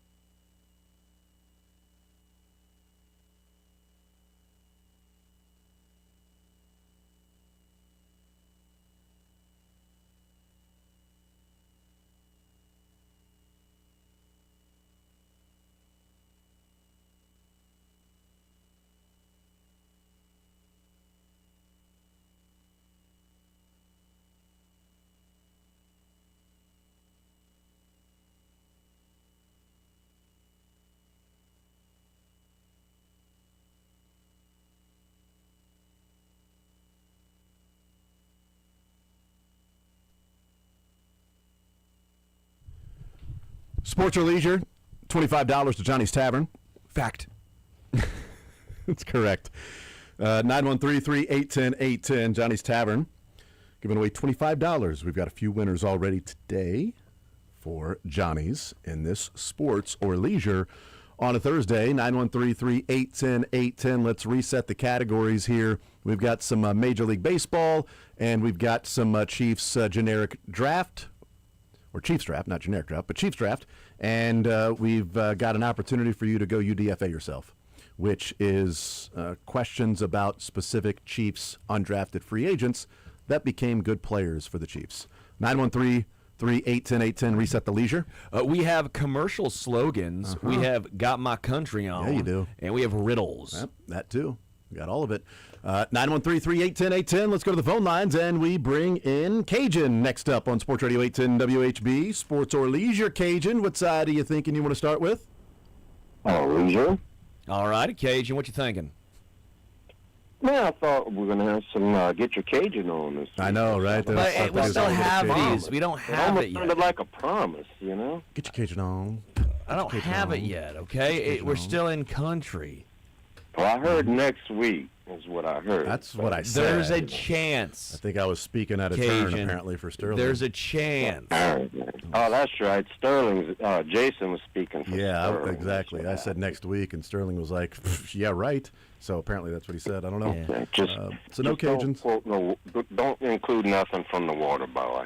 Just don't. There you go. That's all going to be about that. The water boy. Yeah. It's all going to be that. I've only watched that one time, right? Oh, you need to watch it a second time. It gets better each time. It's fine wine. The only good part I like about that is when he's riding the lawnmower to Lenny Kravitz. That's pretty good. That's pretty good, yes. What category are you thinking, Cajun? Oh, yeah, I forgot all about it. Slogans. Very good. Slogans. American by birth, rebel by choice. Ooh, American by birth, rebel by choice. Harley Davidson? That is correct. Nice. Harley Davidson, yeah. Nice. Sometimes, even if you don't know it, it's context clues, right? Context correct. clues. American and rebel. Yeah. Yeah, very nice. good Job, Cajun. Well done. On the sports side, we've got Major League Baseball, we have Chiefs draft, and we have go UDFA yourself. Let me get the baseball one wrong. All right. Let's go with this one. Since 1960, because Starling Marte had an outfield assist last night, and he is actually the active leader in outfield assists in baseball. But since 1960, what player has the most assists in a single season? Most assists, outfield assists in a single season since 1960. Yep, since 1960. Because, by the way, I don't know how they did the scoring back in the day, but all of the career outfield assists and the single season outfield assists are all from like 1890 and 1900 and 1880 and 1905. I'm like, it's like, 72 in a season, which isn't the record since 1960. That's why I had to go to 1960. I'm like, plus also 1960, there's actually a name. It's a well-known player. Yeah. With a well-known arm. Yes. Well-known player with a well-known arm. Mm-hmm. Well-known story, too. Not oranges. Well-known what? Well-known story, too, of his life. 1960s. Oh, man. What did it say, oranges? Somebody said oranges? He said his last name is not Oranges. That doesn't help. If you know the answer, it helps, but that's the thing, is I don't know that it gets you there. So, yeah. I don't get you there. It's just Kinda. It's a rose by any other name, you know what I Give mean? a niche hint, like there's a bridge named after him. I thought we said we're not giving hints. Dude, guys. Darcy. We already said we're come not on. giving hints, all right? This is not everybody wins. This is come on. most people do. Yes. Would it be Pete Rose? No, he's not an outfielder. What? Who said Rose? I don't know. Confused Oh, I already. said, no, he said his last name is not an orange, and I said, well, a rose by any other You're confusing him, name. Jason. Yeah, It'd still be a rose, but it's just a different just going name through a dart for now. the same Mickey thing. Mantle. It is not the Mick. It is not Mickey Mantle. But it's not a bad guess. Oh, wait. Well, hold on. What? That's Le Grand Orange. Rusty Staub. Nope, it's not. It's not him either. But I love that you went that route. I love you went that route, but it is not. It is not right either. I love that though. It does make up for it a little bit. It's Rusty. Yeah, yes. His name is Rusty. And that's even better. Russ, Cajun, thank you for playing, brother. Right. Appreciate it as always, man. You're the man. Enjoy it, buddy. Yes, sir. 913-381-810. That question is out there. John, next up on Sports Radio 810 for sports or leisure. John, what side do you want to start with, the sports side or the leisure side? Well, I was going to see if that Dorian O'Daniel question's still out there. You know, let me look to see. Whoa, hey, Michael, just getting ahead of yourself. I got to see if there's a Dorian O'Daniel question. Oh, here's one. Peter Woods was taken with the 29th pick out of Clemson. Chiefs have only ever drafted one other defensive player from Clemson in franchise history. Hey, John, who was it? Dorian, the underachiever O'Daniel. So there you go. What are the odds of you getting that one? That's unbelievable. Dorian O'Daniel, that is absolutely correct. Out of Clemson. Let's hope Peter Woods is better than that one. I think so. It's first rounder versus fourth rounder, so he should be. Over to leisure with Sterling. Commercial slogans, got my country on, and riddles. We got to go country. All right. Watermelon crawl. Oh, gosh. I could sing every word of the song. But We'll start singing. It's going to help you out. What does it? Is the name of the band in there? Like sometimes the name of the movie is in the movie? No. Oh. But I just want to hear him sing. You don't. So I assure you that you do not. He's not driving his truck by himself, and he's not in the shower, so he's not as good of a singer. Have fun, you all. Yeah. Oh, my gosh. I'm not sure I'm going to come up with this. I was way down in Georgia Hanging out. in hot July. Yeah, you were. Hot enough to make the devil cry. Oh, my gosh. Mine's saying Mark Chestnut, but I know that's not right. Same era. It's, oh, gosh. Where is it? Oh, yeah, he was related to the Royals pitcher Paul. Wasn't he? Tracy Bird. You son of a gun. Paul Splithofer is what I was going with, right? Yeah, you nailed it. Tracy Bird. I thought it was Tracy Splithofer. My bad. Related to Marty. My bad. Marty. You know what? Marty Bird. Marty. That's on me, guys. That's totally on me. My fault on that. The Google machine was working quickly for me. I apologize about that. I did not Google that. No, if you could. I don't know how amazingly Paul Bird was the one that gave you the right answer. Or Marlin Bird. I don't know, but I remember that fans used to do that goofy little bird thing with their arms. And Paul Bird was God, Paul. Remember he had that little brief stretch where he was decent? Love that. He was, that was amazing. Related to Royals pitcher Paul. Tracy Bird! It was Bird! All right, John, we'll put you on hold and get your information. Congratulations. Tracy Splittorf? Oh, man. Yes. That's funny. I really didn't think it would be that easy. That was to where it would be that quick. All right, let's go to Russell next up on Sports Radio 810. Russell, what side do you want to start with, sports side or leisure side? Gentlemen, how are you? Let's go with leisure country. All right. Would you have known the Tracy Bird? Did I give away an easy answer for you? Oh, I knew that. I knew that was Tracy Bird. I'm probably going to plug this one. But go ahead. Mud on the tires. Got a little mud on the tires. Tars. Oh, that's really good guitarist. Let's see if he Royals pitchers. Let's see. No, it's not. It's a pattern. Oh yeah. Oh no, he's first name related with Keller, right? Mr. or Mrs. Not Helen. Anyway. Bank finally came through. I'm holding the keys to a brand new Chevrolet. There you go. Brad Paisley, yeah. There you go. Well yeah, done. it's a pattern. I needed to hear the singing. That's what did it. There you go. See, you gave him the hint, not me. There you go. There we go. You got the hint. I was like, bank finally came to. I'm holding the keys to a brand new Chevrolet. That's it. Let's go on the sports side. We got Major League Baseball. We have one more General Chiefs draft question, and we've got the Go UDFA Yourself category. Let's go with UDFA. All right. Let's see if you want to go UDFA yourself. You know what? I like this story, so let's go with this one. He was undrafted, signed by the Chiefs as a punter.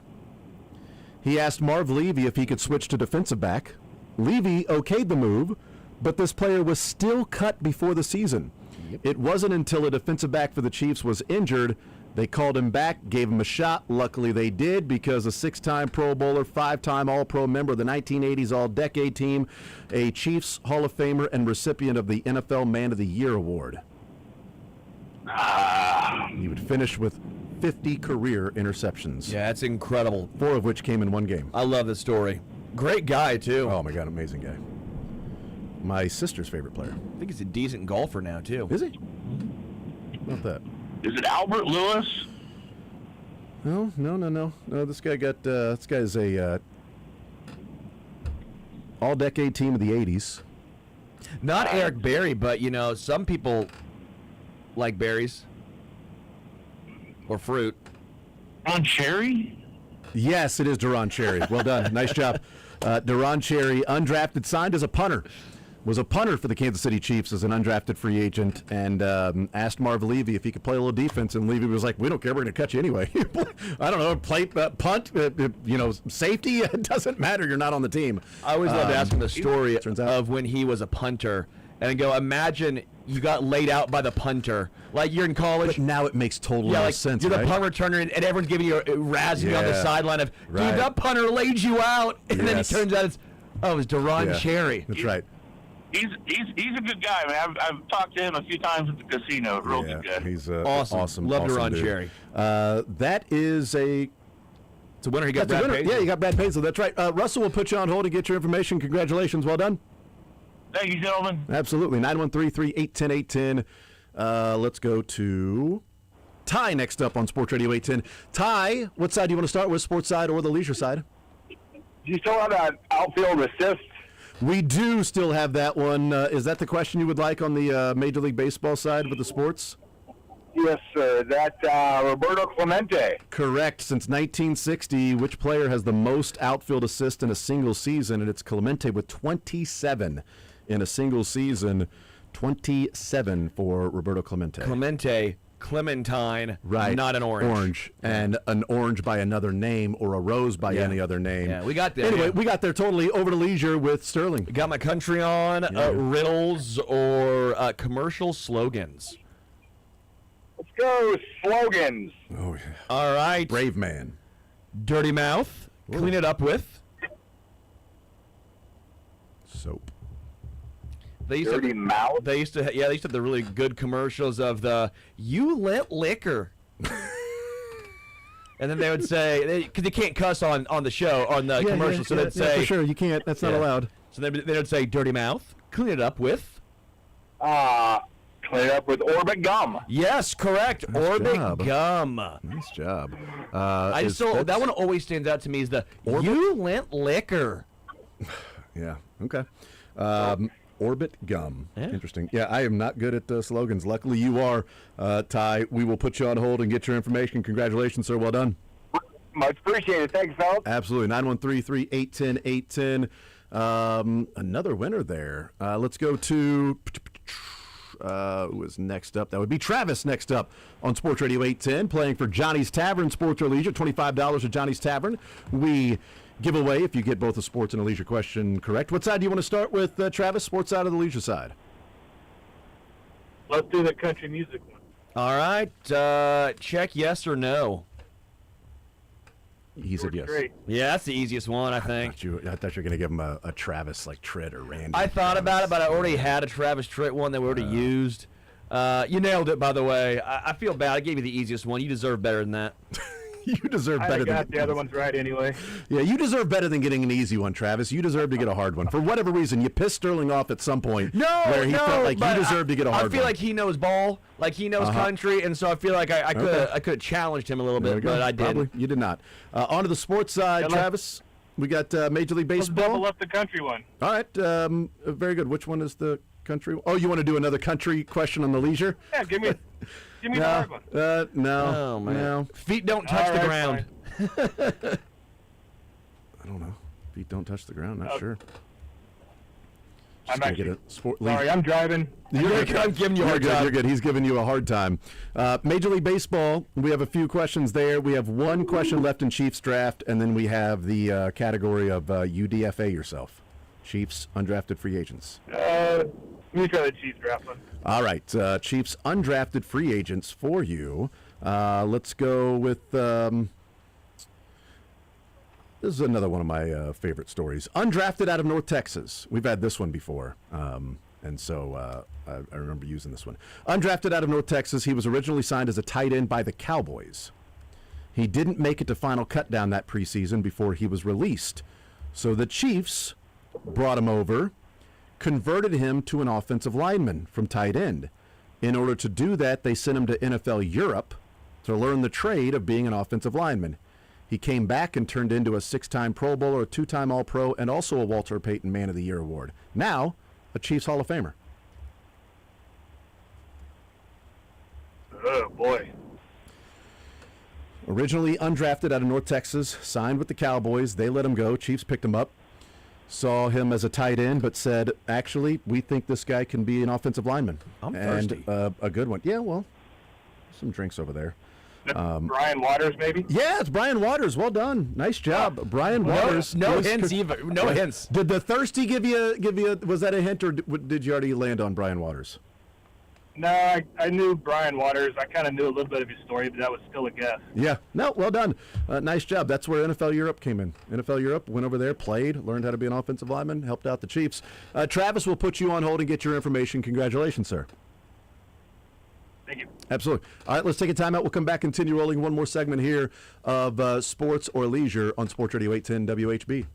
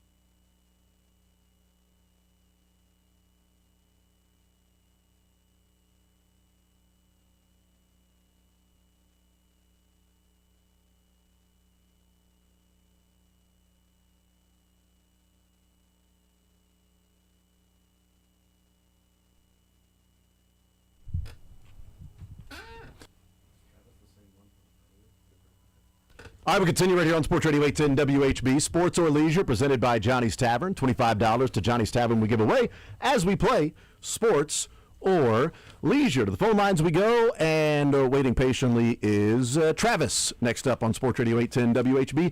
Travis, what side do you want to start with?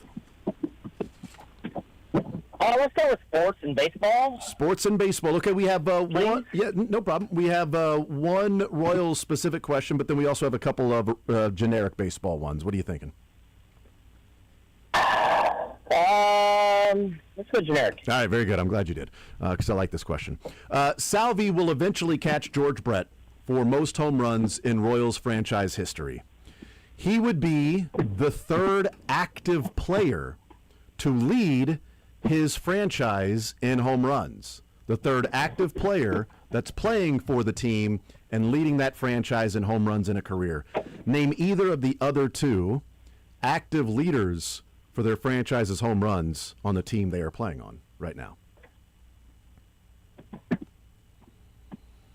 I'll tell you, one American League. Mike Trout's got to be one of them. Yep, Mike Trout is one of them. Well done. Want to throw a dart if anybody knows the answer to the National League one? National League? Yeah, it's a tougher one because it's not like a huge amount. Like Mike Trout has 415. What's the question now? One more time. Salvi is going to be the all-time leader for the Royals in home runs as an active player. There are two other active players. Okay, so Mike Trout in the AL, NL. There's one in the NL. It might be Kyle Schwarber. Does it have to all be in the NL? It's all for that team. Oh, all for that team. Yeah, Mike Trout. Okay. Yeah, so Salvi. Yeah, so this guy played. Sorry, for that makes way more sense. This guy then. played for a different team, but the team he's on right now, he is the all-time active leader in home run. All-time leader in home runs for the franchise he's on right now. Oh, for the franchise. The franchise he's on right now. Okay, so 199 he's hit for that team. 199. So it can't be a ton, man. That's a good question. I'll just tell you as you go over to Leisure, it's Manny Machado. I was gonna. you beat me. For the Padres. All right, over to Leisure. Oh, okay. Yeah, I wouldn't have come up with him. I know it's only 199. I would have thought that maybe there was more. Leisure with Sterling. Got my country on riddles or commercial slogans. Let's do country. That's going to be the easiest for me. Tequila makes your clothes fall off. Do they? It's usually. Does that happen? Oh no.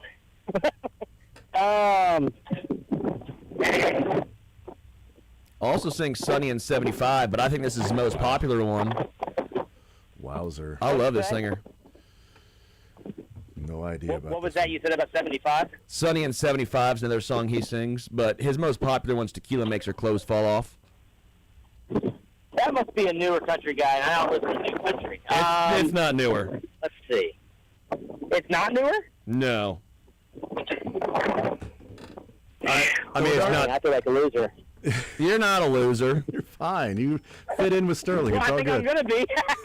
All right, throw a dart. I honestly, I have no clue. It came out in 2005.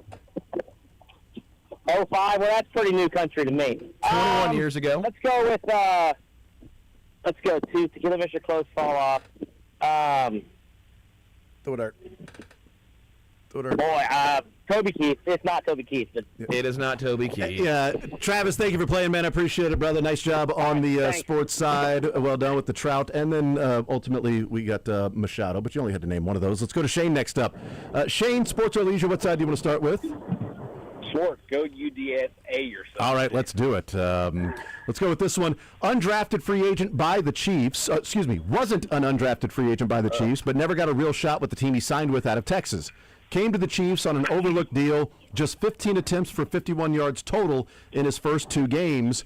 The third game, he had 23 carries, 150 yards, and 2 touchdowns to go along with 5 receptions, 78 yards and a touchdown. The rest is history. So are the numbers he continued to put up for the Chiefs.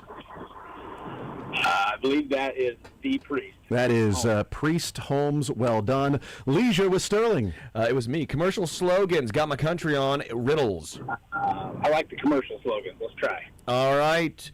The quicker picker upper. Oh, that's Bounty? That is Bounty. Nails. Nice job. Well done. We'll put you on hold, Shane, and get your information. Congratulations. Nice job. Thanks, guys. Easy as that. You're welcome. Let's sneak in one final contestant. Jeremy, sports or leisure? Jeremy, what side do you want to start with?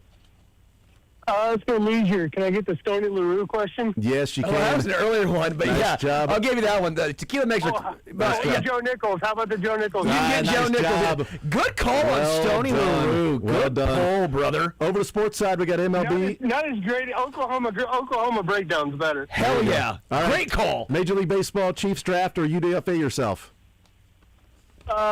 Chiefs draft. Chiefs draft for you. Kennedy is the third Oregon Duck to be selected with Andy Reid as the head coach. Name either of the other two Oregon Ducks drafted with Andy Reid as the head coach. One's currently on the roster. One is not on the roster anymore. But Let's see. Kennedy was. One is a linebacker currently on the roster. The other one was a running back, wide receiver type guy early on with Andy Reid. Early on. Fail. Yep. I can't think of it fast enough. All right, Jeremy, thank you for playing, man. Rack 'em. Stoney LaRue. Bassa, DeAnthony Thomas, Seren Petro.